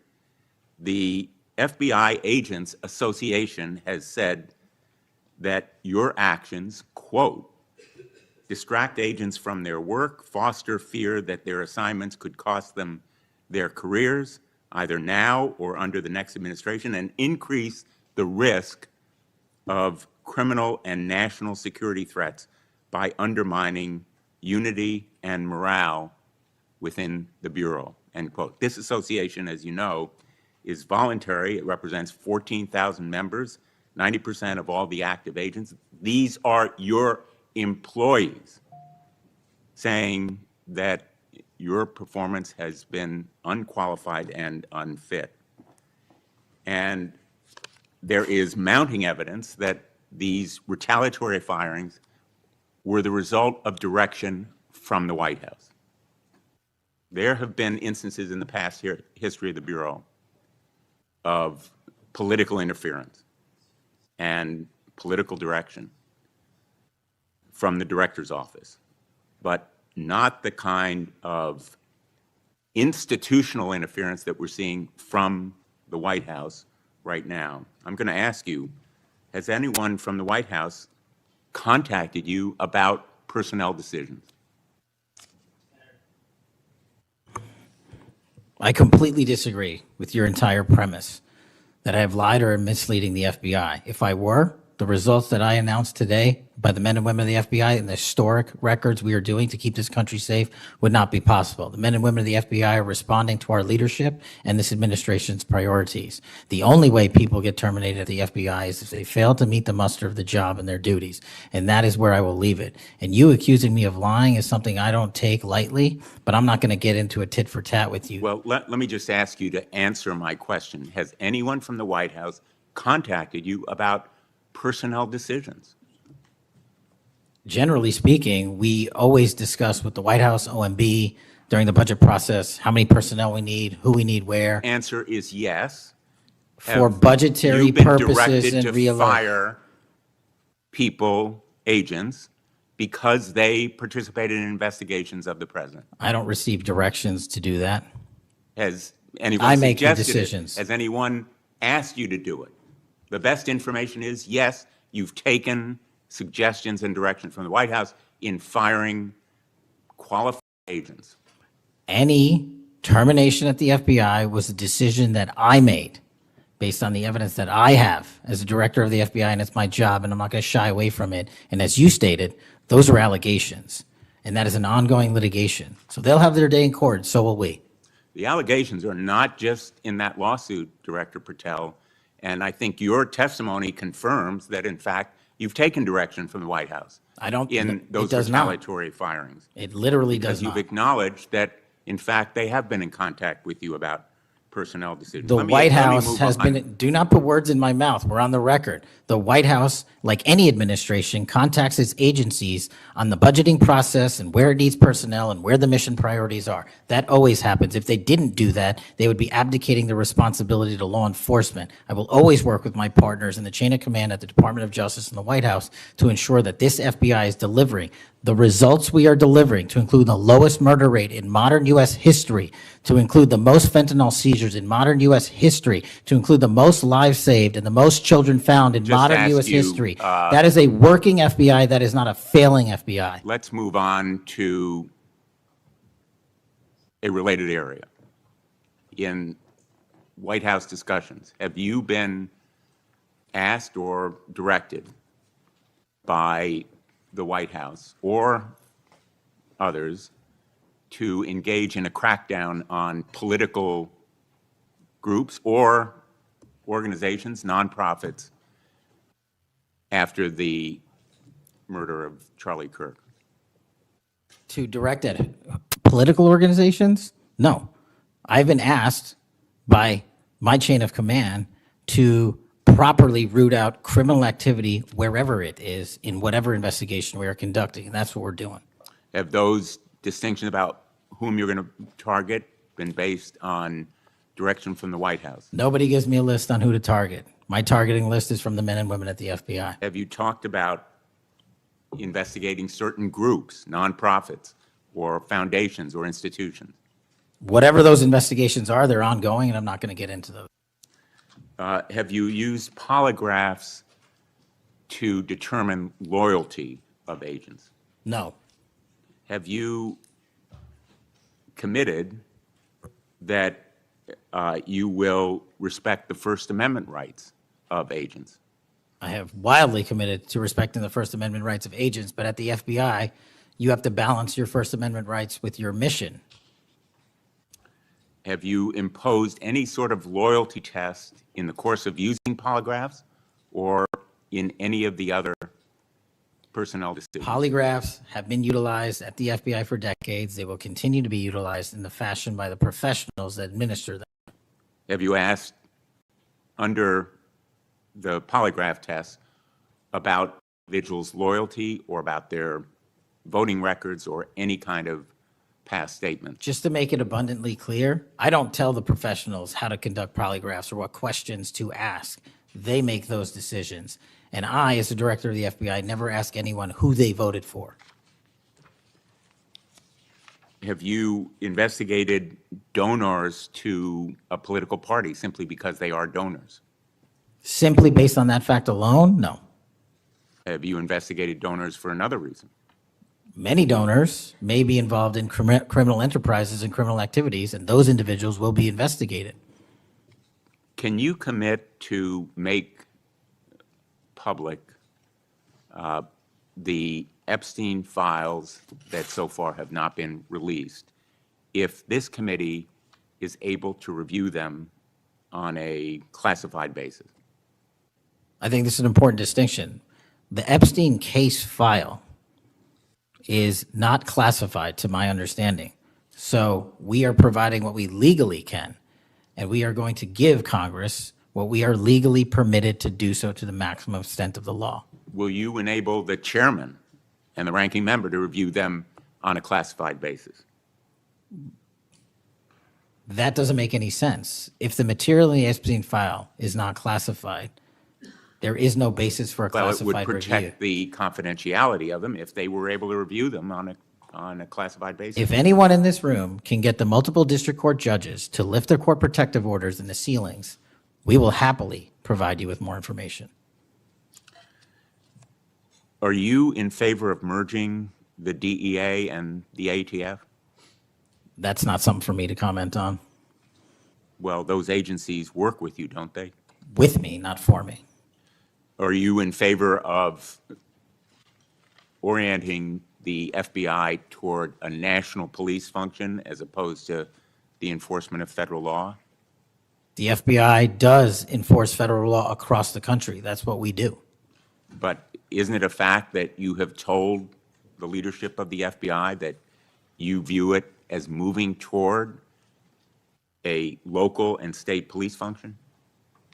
No, we are prioritizing working with our local and state partners, and they will tell you that that has never happened with this much engagement in the history that they have been serving as local law enforcement officers. I believe local cops are the best intelligence source and the best understanding of their communities, and I folded in my FBI agents under that direction to work with them to get the job done.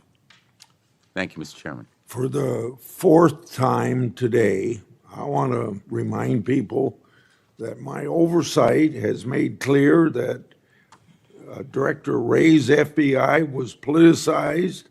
I've released a trove of records to prove it, not only today, but in past days. I've also said some FBI personnel who have been fired retaliated against my whistleblowers, and I don't remember my Democratic colleagues defending my whistleblowers when their careers were ruined. Senator Schmidt. Thank you, Mr. Chairman. Before I get into the thrust of my comments and questions, Director, I want to thank you. In our meetings prior to your confirmation, during your confirmation, we talked about your desire to get more agents out into the field, out of Washington, and take on violent crime. And you fulfilled that. St. Louis received the largest permanent per capita infusion of FBI agents anywhere in the country. And I know it's not only an isolated event, but we certainly appreciate your honoring your commitment to do that. And I know there's a lot of great opportunities ahead to take on violent crime, which you've highlighted many of the successes in your introductory comments. It's obviously no secret that this hearing takes place in the wake of a horrific American tragedy, the assassination of Charlie Kirk. For those of us who knew him, I know you did too. It's still sort of difficult to put into words what a tragic loss that is, not just for his family, but for our country, for free speech, for a belief that we can have a free exchange of ideas. And he was quite literally shot in the throat in an attempt to silence him and take his life. And so you have this task now of this investigation. There's been an arrest.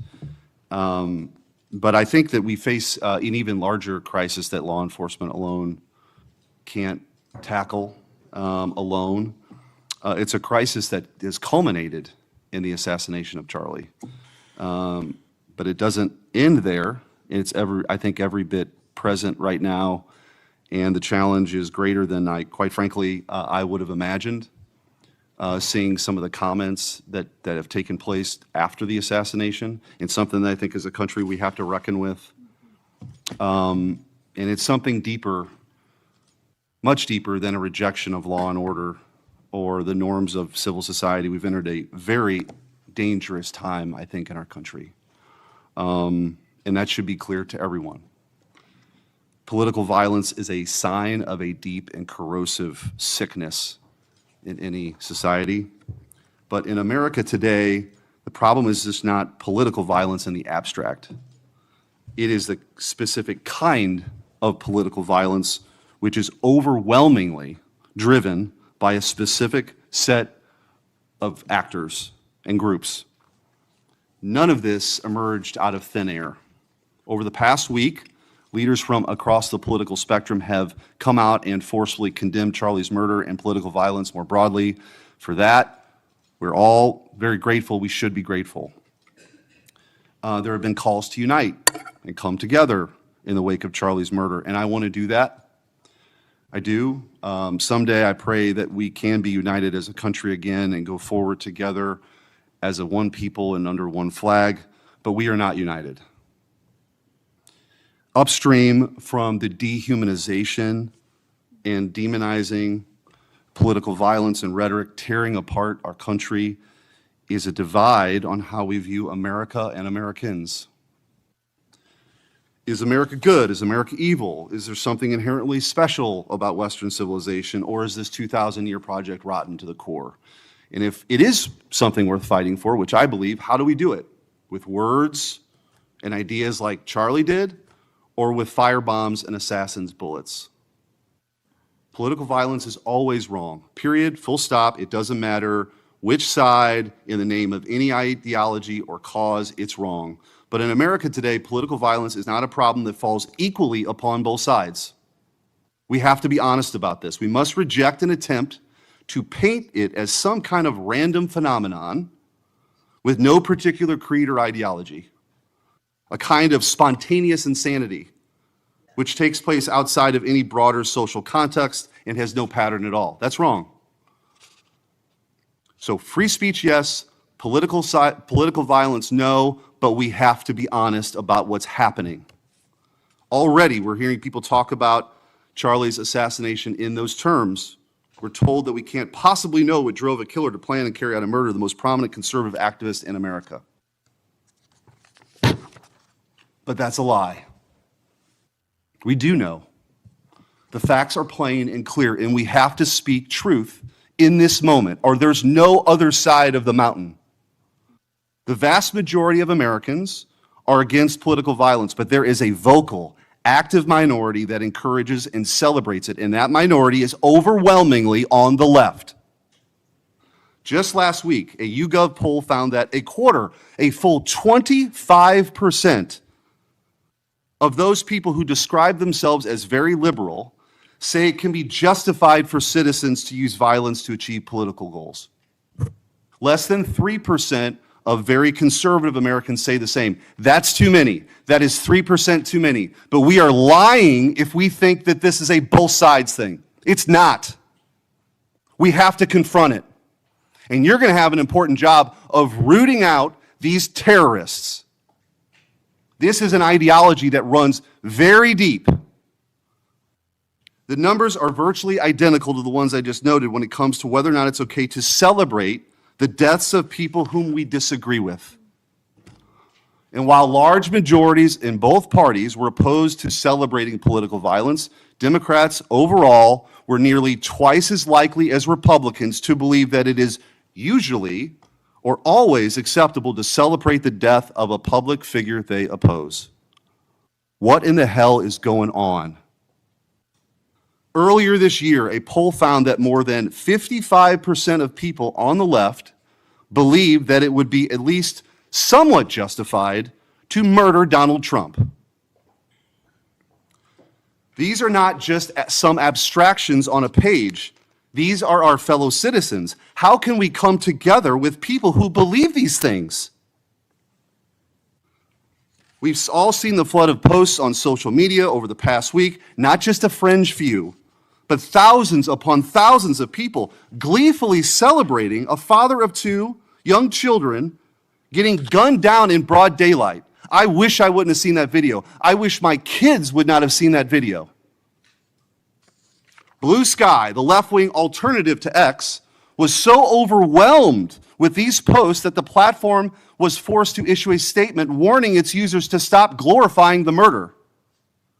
And it wasn't just random social media trolls. It was journalists elite college professors, and even politicians, all but saying Charlie's assassination was justified because of what he thought, because of what he said.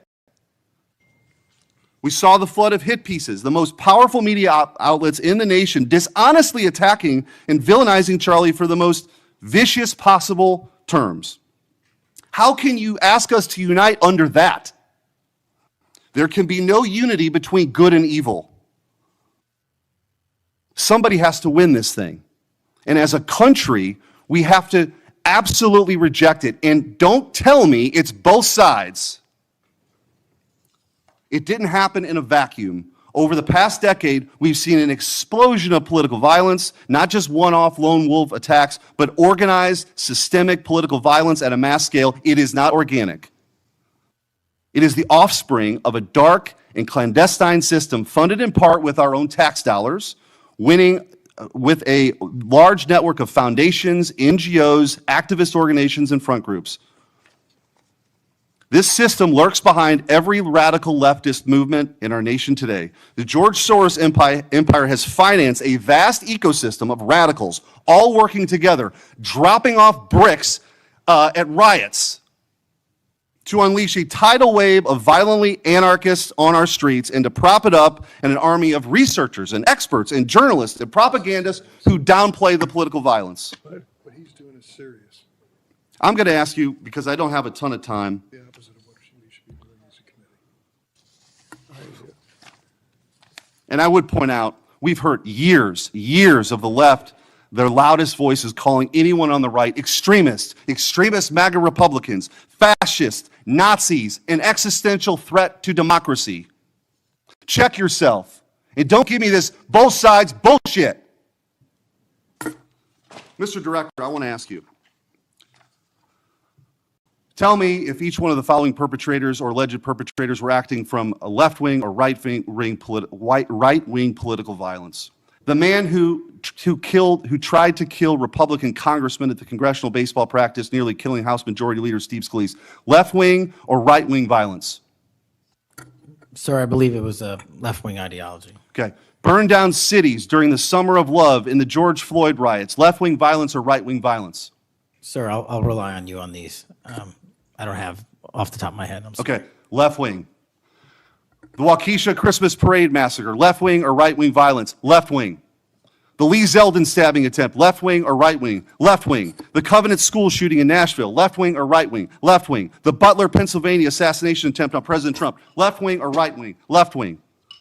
The Trump International West Palm Beach assassination attempt, left-wing. The Abundant Life Christian school shooting, left-wing. The United Care CEO's murder, left-wing. Tesla's burned, keyed, damaged, firebombed, left-wing. The murders at the Israeli embassy, left-wing. The ICE facilities firebombed, left-wing. The Minnesota Catholic school shooting, left-wing. The anti-white Charlotte and North Carolina stabbing, left-wing. The attempted Utah News State firebombing, left-wing.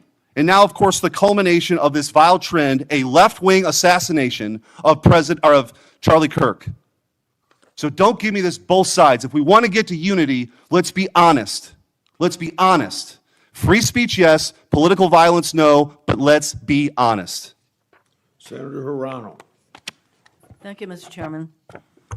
Director Patel, just like the rest of the federal government, there have been significant personnel changes at the FBI since President Trump took office. I want to better understand the scope of the turnover and the changes occurring at the FBI. Since January 2025, how many FBI employees have retired, resigned, been fired, or otherwise separated from employment? I need a number. We'll get you a number. What is the number? You don't have it? Not off the top of my head, and I want to get you the right number. Would it surprise you to know that it's probably in the thousands, like 5,000? I don't think that number's Well, accurate. You don't know.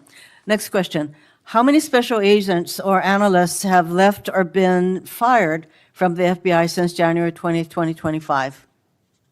Say, we will get you the numbers, and anyone that retires is of their own volition, and anyone that is terminated at the FBI, as I've said before, is done so because they have failed to meet the standards and uphold their loyalty and oath to the Constitution. Yeah, so you say.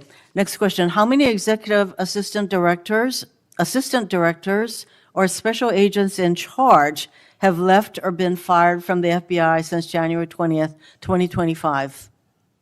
Again, people leaving on their own accord or terminations were done by the standards set at the FBI that have been carried out With this question, I'm getting consistently. to the leadership of the FBI, and you don't have that answer. Next question, which field office, division, or directorate has lost the most personnel since January 2025? And, do you have the answer to that question? Yeah, actually, every single field office in the country, including Hawaii, has received a plus-up of FBI agents because we're pushing them out to the field. Okay, so you're telling me that no field office, division, or directorate has lost any personnel since January 20th, 2025? That's your answer? In Hawaii, there's been a plus-up. In every single state that I'm looking at, we have allocated a plus-up for field offices across the country so that the FBI can continuing the historic achievements it's done in these last 7 months. When you're talking about firings, you're looking for a media hit and a fundraising clip, and I'm not going to give it to you. It doesn't matter under what basis they left. I just want to know how many have left. And I think your testimony is nobody has left. Next question. Nope, Which that's field- not my testimony. You asked it one time, I answered it one time. You didn't get the answer you wanted for your clips. You keep question. asking it, and I told you I'd get you the numbers, but you can keep asking it. Which field office, division, or directorate has gained the most personnel since January 2025? You noted that there have been plus-ups, so which offices have received these plus-ups? The greatest allocation that I believe was given to California and then Florida. Where were those offices? California and Florida. Thank you. Director Patel, you often refer to FBI agents as cops. All of us, Democrats and Republicans, support the police officers who keep our communities safe. But while our states, cities, counties, and towns all employ police officers to protect our communities, Congress has empowered and equipped the FBI to take on missions that local police cannot, especially taking on terrorists, hackers, and spies. I'd like to assess how well the FBI is able to handle its specialized missions under your leadership. The FBI is the nation's lead federal law enforcement agency for investigating and preventing acts of domestic and international terrorism. And yet the executive assistant directors in charge of the FBI's national security and intelligence branches were both forced out at the beginning of the year. Who replaced them in those positions? Excellent qualified personnel to lead the mission of arresting 23,000 violent criminals this year alone. The That's twice names as many of the as people before. who took the places of I'm not the- going to give you any names so you can attack them. Why not? So you can attack them. I'm not doing that. The You're not people gonna sitting give in me the those seats names are of- extremely qualified to handle the job. We You're not would gonna not give have me the the names results. of We would- personnel who We would should not be have the on your- reduction Right, of fine, violence in the moving state on. of Hawaii if we did not allocate the Earlier resources we this did. year, FBI counterterrorist special agents and investigators were reassigned to assist with immigration enforcement. Reportedly, these counterterrorism experts were returned to the jobs they trained for in late January after Iran threatened to retaliate for our strikes on their nuclear facilities. Have those experts remained in the jobs they trained for since that time? Yes or no? FBI agents' primary responsibility is exactly what they are assigned to do. We always work with our So since they interagency part. returned to their positions, If you're not are going to they let still me in answer, those why don't you positions? just do your soliloquy in the 4.5 minutes you have I left? am not asking for a soliloquy. It's just a yes or no. Are those people who were returned to their jobs still on those jobs? Yes or no? They never left. What was that? They never left their primary job. It is a surge of resources in law enforcement working with the interagency to combat violent crime and reduce They were violent never- crime in okay, they were never historic reassigned to do proportions. That's your testimony. Okay, Director Patel, the FBI is also the lead federal agency for investigating cyber attacks and Yes. cyber intrusions, both by foreign nation states and by non-state hacker groups. Since President Trump's inauguration, the executive assistant director in charge of the criminal and cyber branch and the head of the FBI's cyber division have both left the FBI. What are the names of the people who replace them in those positions? The cyber branch is one of the most impressive at the FBI. 409 arrests this year, 169 convictions. That's a 42% increase from the same time last year. It's that So branch, any Mr. suggestion that the FBI cyber division is not operating at full capacity and better than ever before, the leadership at the branch is implementing these changes necessary to attack the cyber and ransomware infrastructure operators You for know Iran, why China, they're and important? I Russia. want to know who has those positions, since the people who originally were there, Supremely are no longer qualified there. individuals have those positions. are they? Supremely qualified Who individuals. are they? What are the names? You're not You getting don't them. know. Special agents who investigate cybercrime were also reassigned for immigration enforcement. Have those expert investigators returned to their duties? Yes or no? All agents remained on their primary duties while surging to allocate resources for interagency operations to the Homeland Security task forces across this country. So are you, Am I what? see, I'm not getting the yes or no answers. I get all this explanation, so there you go. No, you get the work that Are the men you and women of the planning FBI are doing. And you don't want that. additional personnel cuts to the cyber division in the future? The only people that will be terminated at the FBI will be those that violate their oath of office or fail to meet the high standards at the FBI. Director Patel, the FBI is meant to be the tip of the spear in combating terrorism against the United States from both foreign and domestic sources. It's also our lead agency in fighting the hackers who target our businesses and critical infrastructure. But instead of a specialized role fighting these kinds of terrorists, hackers, and spies, you have the FBI playing the role of local police and helping with immigration enforcement. I'm going to move on to my, you've been asked some questions about changes to your hiring standard, and including college degrees and possibly the age. But, one question I had is,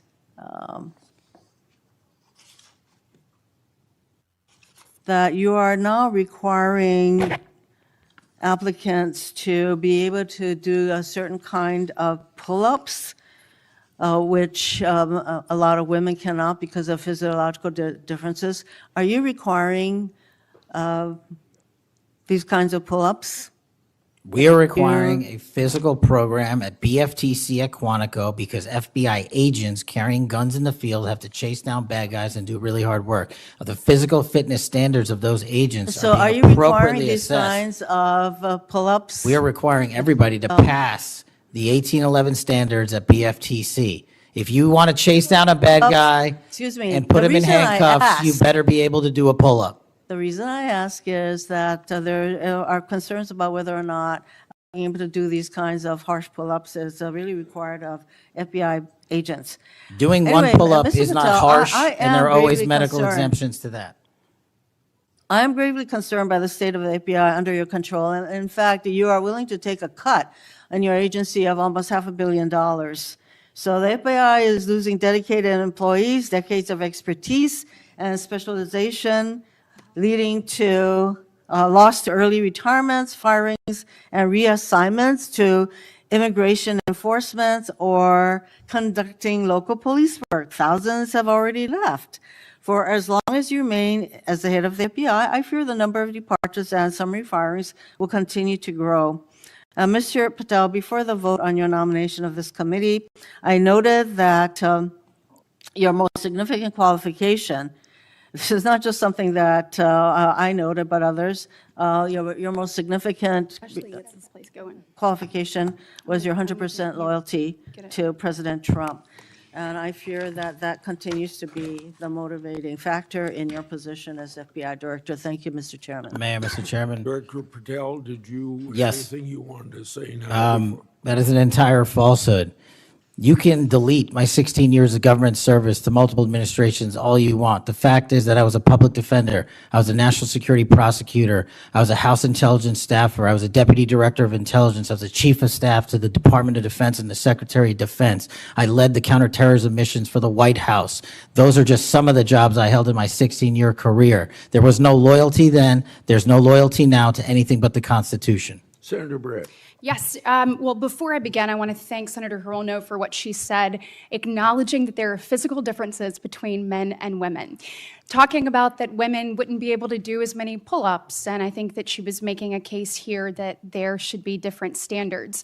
There's a thing called Title IX, and this is why we continue to say we should have biological men and men's sports and biological women and women's sports. And so I look forward to utilizing that to talk to all of my colleagues on the other side of the aisle. Maybe they will stand with us in helping us protect women's sports. I think she made a great argument there for it. Moving on to today, Director Patel, thank you for being here. Thank you for your commitment to making sure that America is safe again.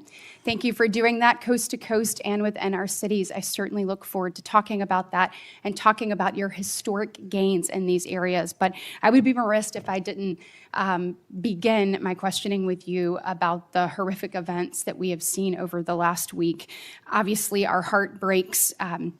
Not only for Erica and Charlie's two children and for parents and families, but for America and for those of us who knew him, you being chief among those. So just my sincere condolences and thank you for the steps that you and the FBI have taken to make sure that we have someone within custody, and we're going to be able to move forward with that. But if you look over the last, since last summer alone, we had 2 assassination attempts on the president. We've had an arson attack on the governor of Governor Shapiro there in Pennsylvania. You have the murder of the state representatives, Melissa Hortman and her husband in Minnesota, along with the shooting of State Senator John Hoffman and his wife. Several anti-Semitic attacks, several attacks on Christians that were noted by Senator Hawley. We had the killing of 2 Israeli embassy staffers here in D.C., the June firebombing in Colorado. We could go on, and we saw a culmination, as Senator Schmidt said, with the brutal assassination of Charlie Kirk last week. I appreciate you committing to both Senator Hawley and Senator Kennedy, talking about making sure that all that are involved are held accountable. I think that is critically important, and I think that America needs that transparency.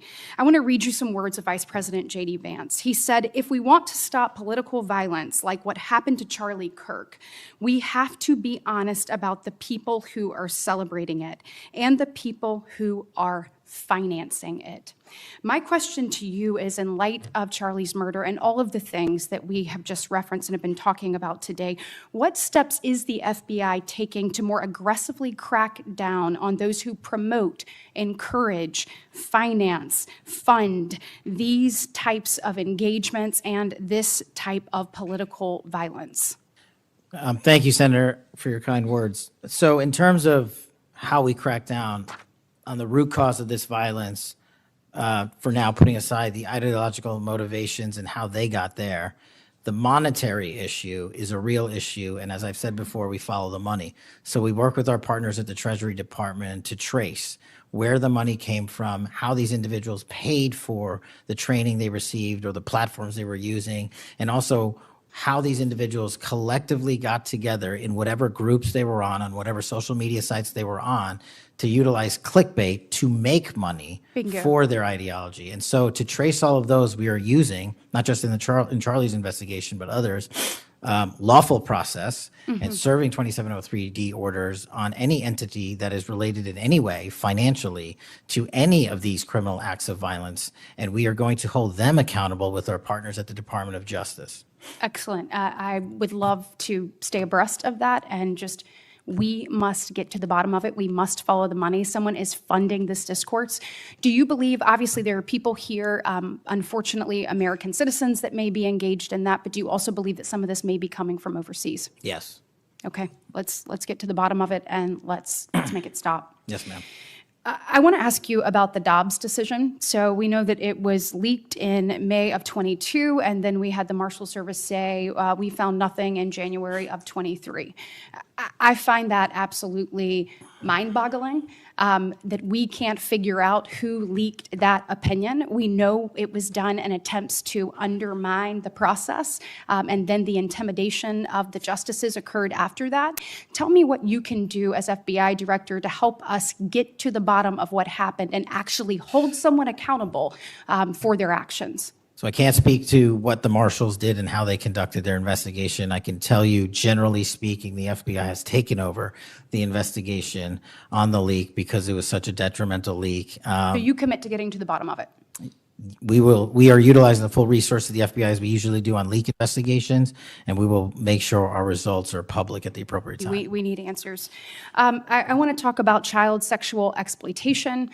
Thank you for making protecting our youth your top priority. We know that that is the greatest gift that we have. That is our greatest treasure here in the United States is the next generation.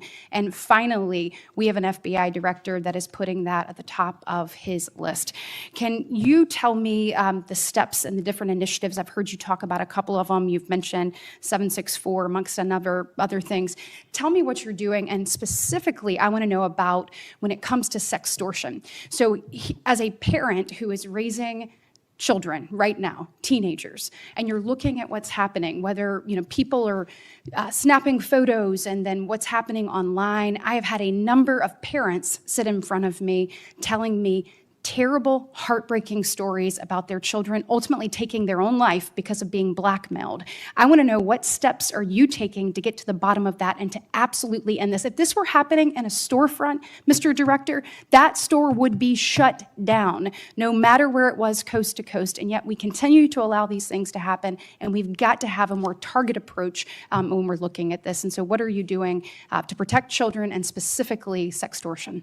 So in our VCAC initiative, our Violent Crimes Against Children is our umbrella enterprise operations hub for things like Operation Enduring Freedom and Operation Not Forgotten and Operation Justice. And in things like that, those are producing the results that I told you about. 1,500 child predators arrested, 300 human traffickers arrested, 4,700 children identified and saved, a 35% increase from year to date last year alone.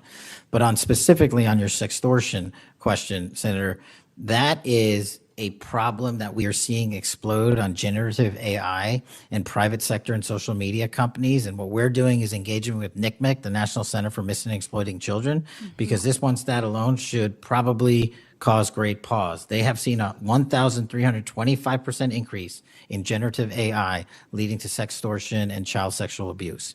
That cannot be countermanded by the FBI alone. We have embedded people at NCMEC and have a great partnership with them.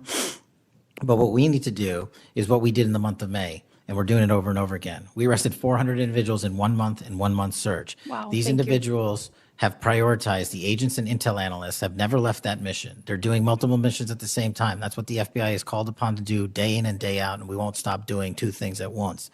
But we need help from social media companies. We need help from the private sector and the internet service providers that allow this generative AI to be hosted on their platforms. We have got to get a resolution on that with our partners in Congress and the private sector. Well, we are definitely committed to working on that. I know the people up here. So you let us know what tools you need, and I know we've got several ideas that we look forward to pushing forward. In my remaining 2 minutes, I want to talk to you about your historic results when it comes to crime. In particular, we've seen here in DC just a total transformation. You mentioned earlier 60% down in gun crime, 70% down in carjackings. You said 50% down in homicides, to name a few. We have a success story, and we appreciate President Trump's leadership on all of this. We have a success story in Alabama where the Alabama Law Enforcement Agency, so ALEA, they just marked their 1-year anniversary of the Metro Area Crime Suppression Unit. There in Montgomery, it is a coordinated effort with ALEA, with our Attorney General, with Montgomery PD, and our sheriff, Montgomery County sheriffs. They've seen a 30% drop in violent crime and a 19% drop in overall crime. So it is actually producing results. It's this type of interagency connectivity that I think ultimately is going to lead us to safer cities and safer streets. I know that you You are committed to that, committed to working with your partners. You said earlier you've elevated sheriffs and police officers there to the 7th floor. Thank you for doing that. I am grateful for the men and women of Alabama in uniform that have made this happen and want to know how is the FBI working to collaborate in these types of ways across our country to make sure that we have even greater success stories to tell. Well, the collaboration's happening at our Redstone Arsenal in Alabama. We bring 4,000 students through our Redstone Arsenal for training every year. In terms of our future plans, in the next few years, we will bring 13,000 students a year through Alabama's Redstone Arsenal. And by students, I mean FBI employees, I mean sheriffs, I mean police chiefs, I mean cops, I mean intel analysts, because that is their future gem of how we're going to train local law enforcement. And we're so thankful for the dedication of resources to that facility. And I encourage everyone to go down there and take a look, because if you want to see where the FBI is going and how we're going to train the future, it's happening at Quantico and Redstone. We are very proud of it, and thank you so much for your leadership. Senator Booker. Thank you, Mr. Chairman. Mr. Patel, I want to start off where we left off last time. I asked you whether you had any knowledge or discussions about removing FBI officials and installing political personnel before you were confirmed to that position. And I wonder, did you then understand or have conversations with the White House about the intentions to do so? Before I was confirmed, Yes, sir. did I have discussions with the White House to remove FBI personnel? Yes. No. So you're saying that you had no discussions with the White House before you were in the position about the removal of any personnel from the agency?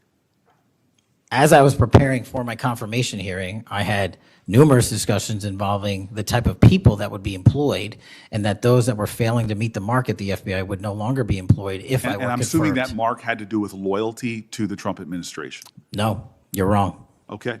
I'd like to revisit another subject from that hearing. Did you testify, you did testify before the grand jury that President Trump had declassified the documents at issue in the Mar-a-Lago classified documents case. Is that correct? I don't have the grand jury transcript. That's why I released it. Whatever it says is the best evidence. You know, that's what you said to Senator Whitehouse, that your grand jury testimony was publicly released. It has not been. In fact, in July, a court denied a news outlet's bid to get that transcript. But the court said quite clearly that you are free to discuss your grand jury testimony. So I ask you again, did you testify before the grand jury that President Trump declassified the documents at issue in the Mar-a-Lago classified document case?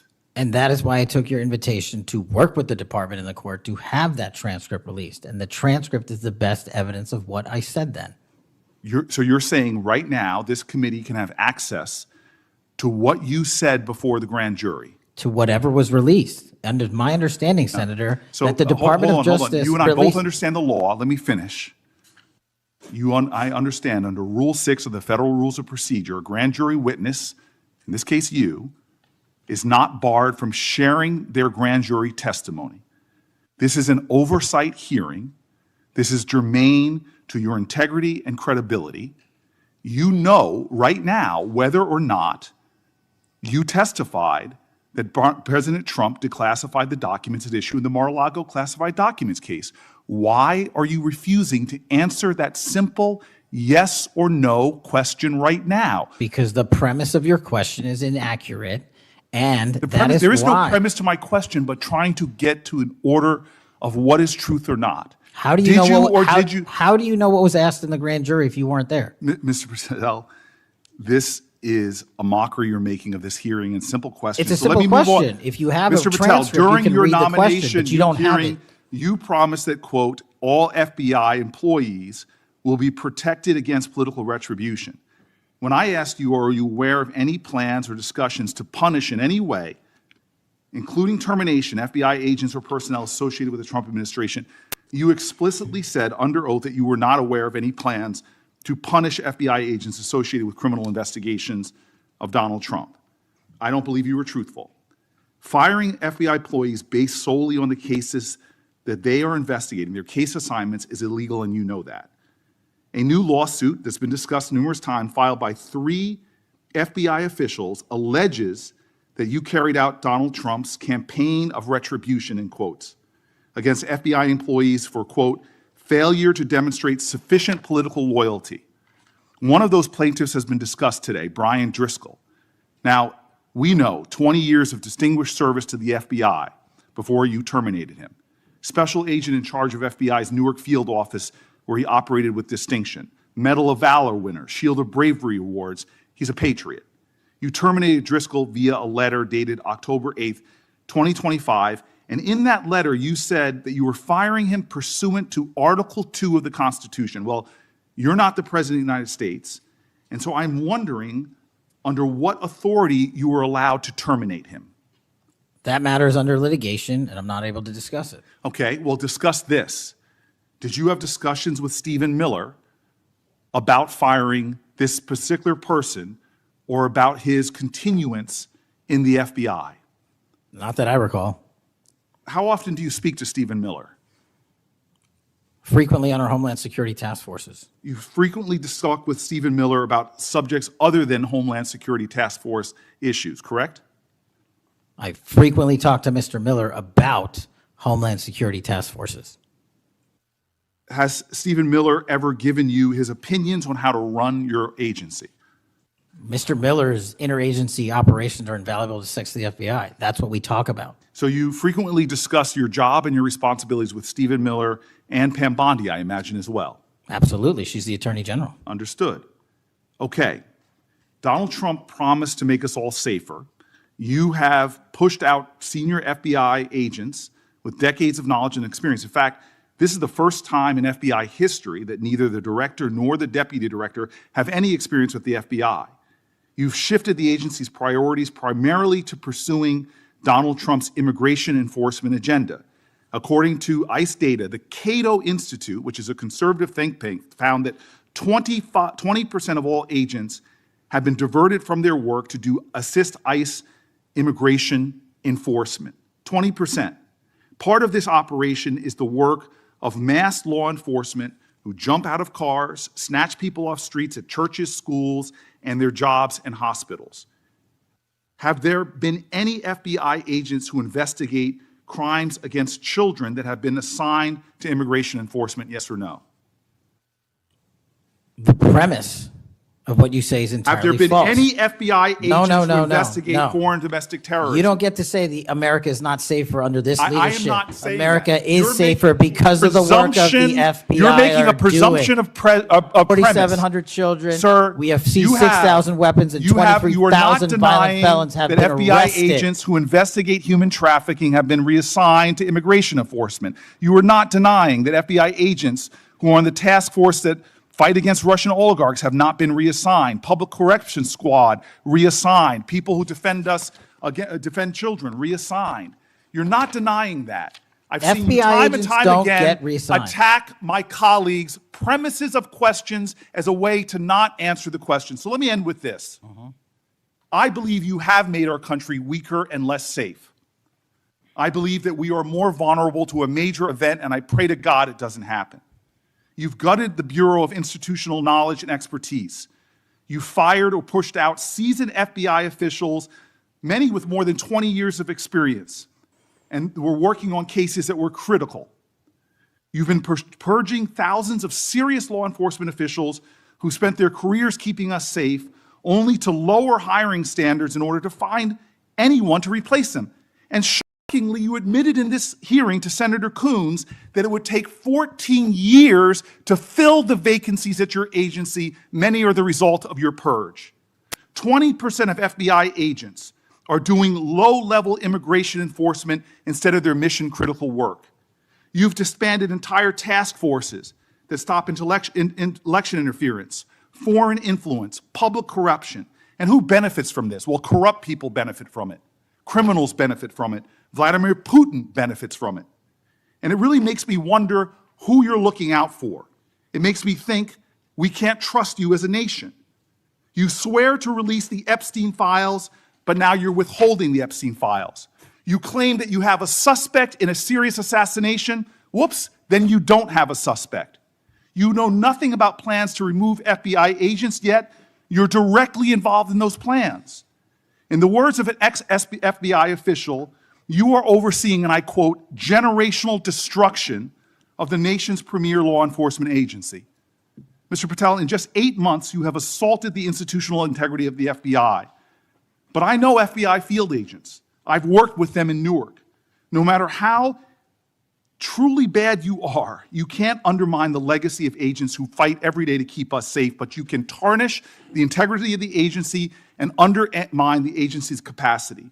I believe you're failing as a leader, and that your failure does have serious implications for the safety and security of Americans and our families. We're more vulnerable to domestic and foreign attack because of your failures of leadership. I don't think you're fit to hand the bureau, but here's the thing, Mr. Patel. I think you're not going to be around long. I think this might be your last oversight hearing. Because as much as you supplicate yourself to the will of Donald Trump and not the Constitution of the United States of America, Donald Trump has shown us in his first term and in this term, he is not loyal to people like you. He will cut you loose. This may be the last time I have a hearing with you because I don't think you're long for your job. But I'm going to tell you this, I pray for you. I pray for you that you can step up and defend your oath, defend the Constitution, and do a much better job of defending this country. Thank you, Mr. Chairman. Do you want to say anything? Yes, at this sir. point? That rant of false information does not bring this country together. If you want to work on bringing this country, it's my time, not yours. My God. If You're you gonna want to lecture talk me about dividing this country, it is I my follow time. you on your social media posts that It is tear my this country time apart. to There address should be a your unifying- falsehoods. Oh, You are an you can try embarrassment all to the you division want in this country. to not Senator, take it is my responsibility time. for what You you had have your said. time. Sir, you're Your making a time is mockery of this over. committee. Sir, you don't tell me my time is over. You The know how people far of New we've Jersey come tell me since what my you time tell- is. Senator- You can't lecture me. You can tell me Sir, my time's over? You may be the charge of the I'm not FBI, going anywhere. but I am not afraid of you, sir. Mr. Chairman, Not afraid of you. Mr. Chairman, point of order. Senator Booker, I announced at the beginning of this meeting that this back and forth, talking over each other, doesn't work. And I said if that happened, I asked Patel not to respond, and I was going to give him some time after the senator's time was up to respond. And he has the privilege to do that uninterrupted. Mr. So Chairman, one point of Go order. ahead, Mr. I've Patel. watched him talk over us, and you've never once criticized him for us not even being able to get our questions out. Well, He has been rude and disrespectful to senator after senator. And when the senators were not giving him a chance to answer, I didn't stop the senator either. Go ahead, Senator. Thank you, Mr. Chairman. If the FBI, under my 7-month leadership, were failing this administration in this country, why do we have 23,000 violent felons arrested this year alone? A double increase from that time last year. Why is it that we have seized 6,000 weapons? Why have we found 1,500 child predators and arrested them? Why have we 300 human traffickers in jail? Why have we found and identified 4,700 children? Why have we seized 1,600 kilograms of fentanyl, enough to kill a third of the American public, a 25% increase alone from last year? 88,000 kilograms of cocaine seized, 7,000 kilograms of meth seized, and that's just on our criminal operations in summer heat. How is it possible that we are taking 8 kilograms off the streets of the cities in New Jersey and preventing the deaths of 607,000 people this year alone, a failure of the FBI and my leadership? How is it that we have counterintelligence arrests already this year exceeding the numbers from the entirety of last year? 33% increase in PRC, 83% in Russia, 60% in the CI space as it relates to Iran, and we haven't even talked about CT, the southern border, the northern border. Before Senator Cruz, I kind of feel like a broken record today. All this interest in FBI termination, yet my colleague showed no intent or interest in when my whistleblowers suffered retaliation over the past years, particularly the past 4 years. Indeed, one whistleblower has alleged that Brian Driscoll's insubordination, whether an agent is on a hot button case or not, they ought to be held accountable for misconduct and weaponization. Senator Cruz. Thank you, Mr. Chairman. You know, I have to say, it used to be that to see theater, you had to go to the Kennedy Center. Now, apparently, you need only go to the Senate Judiciary Committee. and see our Senate Democrats berating the director of the FBI, which, okay, it's not, partisan politics is not new in the United States Congress. But what is remarkable is what Senator Booker was berating Director Patel about. He wasn't berating him for failing to do his job, but rather he was furious for Director Patel for successfully doing his job. For 4 years, the Democrats under Joe Biden had an open border that undermined the safety of every single American. They allowed 12 million illegal aliens to come into this country to invade this country, and every single day Americans were murdered, women were raped, children were assaulted by violent criminals that Democrats released. Now, Director Patel, I found Senator Booker's questioning really bizarre. He asked you, have you reassigned FBI agents from human trafficking to immigration issues? Director Patel, are the Mexican cartels that are bringing people illegally into this country engaged in human trafficking? Yes, sir. What the hell does it mean to reassign someone from human trafficking to immigration? The greatest human trafficking in the world has been over the last 4 years at our southern border. It is modern-day slavery that the Democrats still defend. They still defend those open borders. Mr. Patel, he also said, did you reassign FBI agents from protecting children to immigration? How many children have you found that were victimized by the open borders of the previous administration? 4,700. 4,700. And yet, oddly, I don't hear a Democrat here saying, gosh, thanks for protecting those kids. 35% increase year to date last year.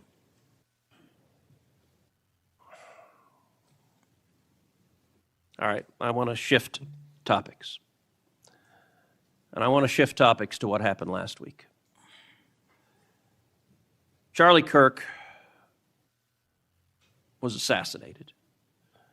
He was assassinated because of his political views. We're living in a time of enormous division and tragically hatred, and hatred that manifested in evil that we saw last week. Now, the FBI, working in concert with state and local law enforcement, apprehended what appears to be, in all likelihood, the murderer. And you did so in just 33 hours. So I want to start by just congratulating you and the FBI agents and state and local law enforcement for successfully apprehending the murderer in less than a day and a half.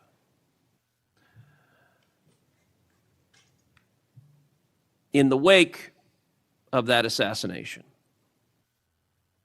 we have seen far too many people on the left celebrating the assassination.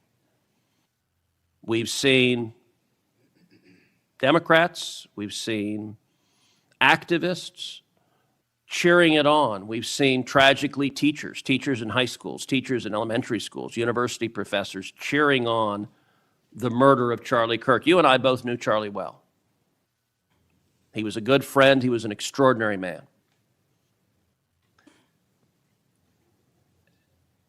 And I will say there's a great deal of discussion about what to do about it. Under our Constitution, under the Bill of Rights, the First Amendment, speech is protected. And that's true even for vile speech. Someone can stand up and say the most hateful thing, and it's protected by the First Amendment. Nazis and Klansmen can march in the streets, and even though their speech is bigoted and horrible and racist, the First Amendment protects it. Conduct, however, is not protected by the First Amendment, particularly conduct that is violent. Violent conduct that is threatening others, that is harassing others, that is injuring, or in this case, murdering others, is most assuredly not protected by the First Amendment. And so I would encourage you and the FBI to focus on conduct. Now, speech can guide you to those engaged in conduct. And I will say one question that I have and many have, and I recognize this is an ongoing investigation, so I don't want you to say anything that would compromise the investigation. But what can you tell us at this point about what evidence there exists of other individuals who may have had prior knowledge of this assassin's plans to murder Charlie Kirk on September 10th? Generally speaking, we've interviewed numerous people, family members and friends, including the partner, to provide us with a detailed history of the knowledge he may have had, the suspect may have had prior to. We're still mapping out who, if anyone, was involved as an accomplice. As I said, the investigation is ongoing. We're also speaking to and going to interview numerous individuals online who were part of a chat group that was involved in this heinous assassination. And we're also going to work with our state and local partners out in Utah to find out what community organizations, if any, participated or had any foreknowledge of this information. But it's very much ongoing. I remind everybody that it's not even been a week since Charlie's tragic death. Is it accurate, it's been widely reported that the assassin's roommate was a transgender man who was transitioning to be female, and it's also been reported that they may have been romantic partners. Is that accurate? Yes, Senator. And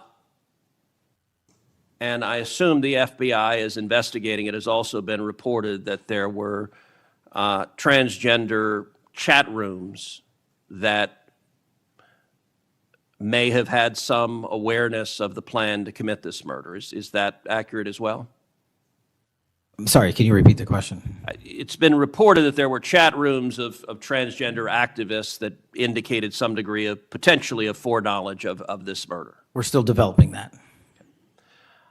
Do you have any information the bullet casings had on them both Antifa and LGBT wording on them? Do you have any indication of the source of those engravings and what inspired them? As to the actual source, we're still developing that. I want to encourage you in the course of this investigation, absolutely go after anyone who aided and abetted. But I want to more broadly encourage you, follow the money. The violence we are seeing is not purely organic. There is, I believe, significant money that is spreading dissension, that is spreading violence. Antifa. Do you believe Antifa is a terrorist organization? I believe Antifa is associated with a lot of violence in this country. As to its designation, I'll leave that to the appropriate authorities. So I would encourage the administration to designate Antifa as a terrorist organization, to go systematically after Antifa. They've committed acts of violence all over the country.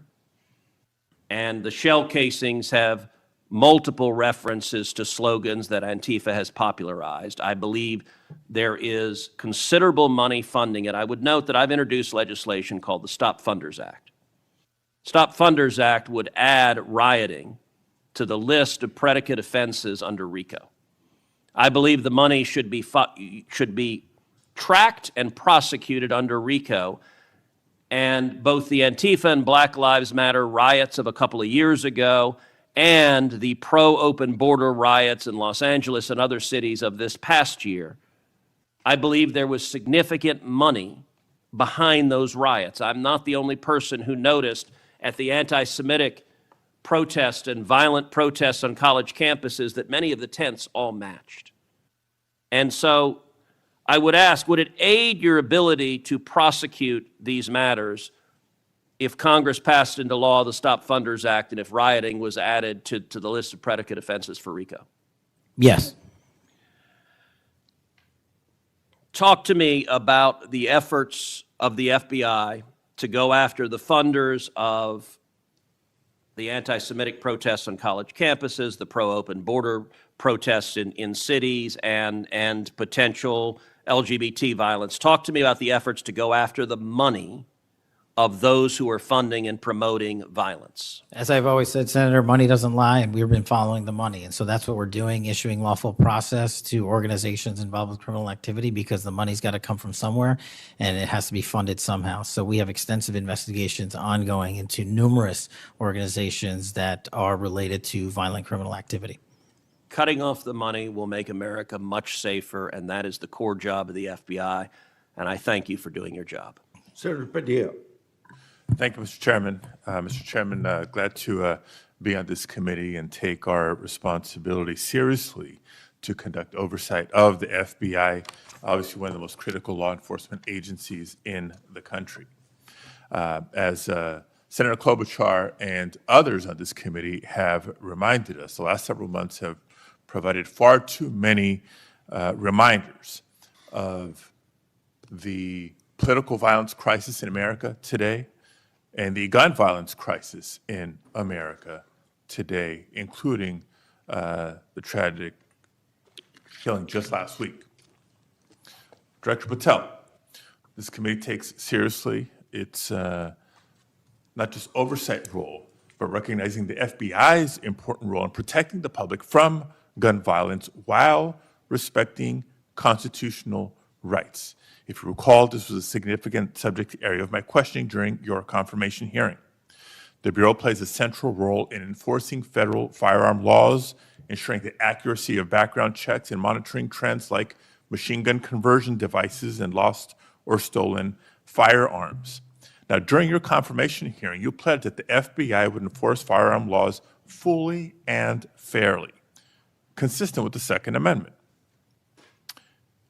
Yet we continue to see a sharp rise in lost and stolen firearms reported by federal licensees. Can you point to any measurable enforcement results like arrests, not just arrests, but also prosecutions or task force expansions since you became director? I'll get those to you, Senator. Nothing you can share here today? No, I'll get the full list to you. You came unprepared today to respond to questions which you knew were important, going back to your confirmation hearing. Now, the Bureau has warned about the public safety threat posed by machine gun conversion devices, which convert semi-automatic weapons to automatic ones. Can you at least reference what resources you're dedicating to this threat? Absolutely, Senator. Part of tracking ghost guns, as you alluded to, is having a sustainable database, which is hubbed out of our CJIS division in West Virginia. And we've allocated more resources so that FFLs can track and trace firearms that are stolen and make sure they don't get into the population. That's one of my primary concerns, that we don't want stolen weapons anywhere near anything. But the numbers continue to go up as reported by federal licensees. Let me get to my next question on this topic. You previously stated that you hadn't reviewed FISA, a federal law that improves reporting to the National Criminal Background Check System. 8 months into your job, what concrete steps have you taken to ensure that NICS records are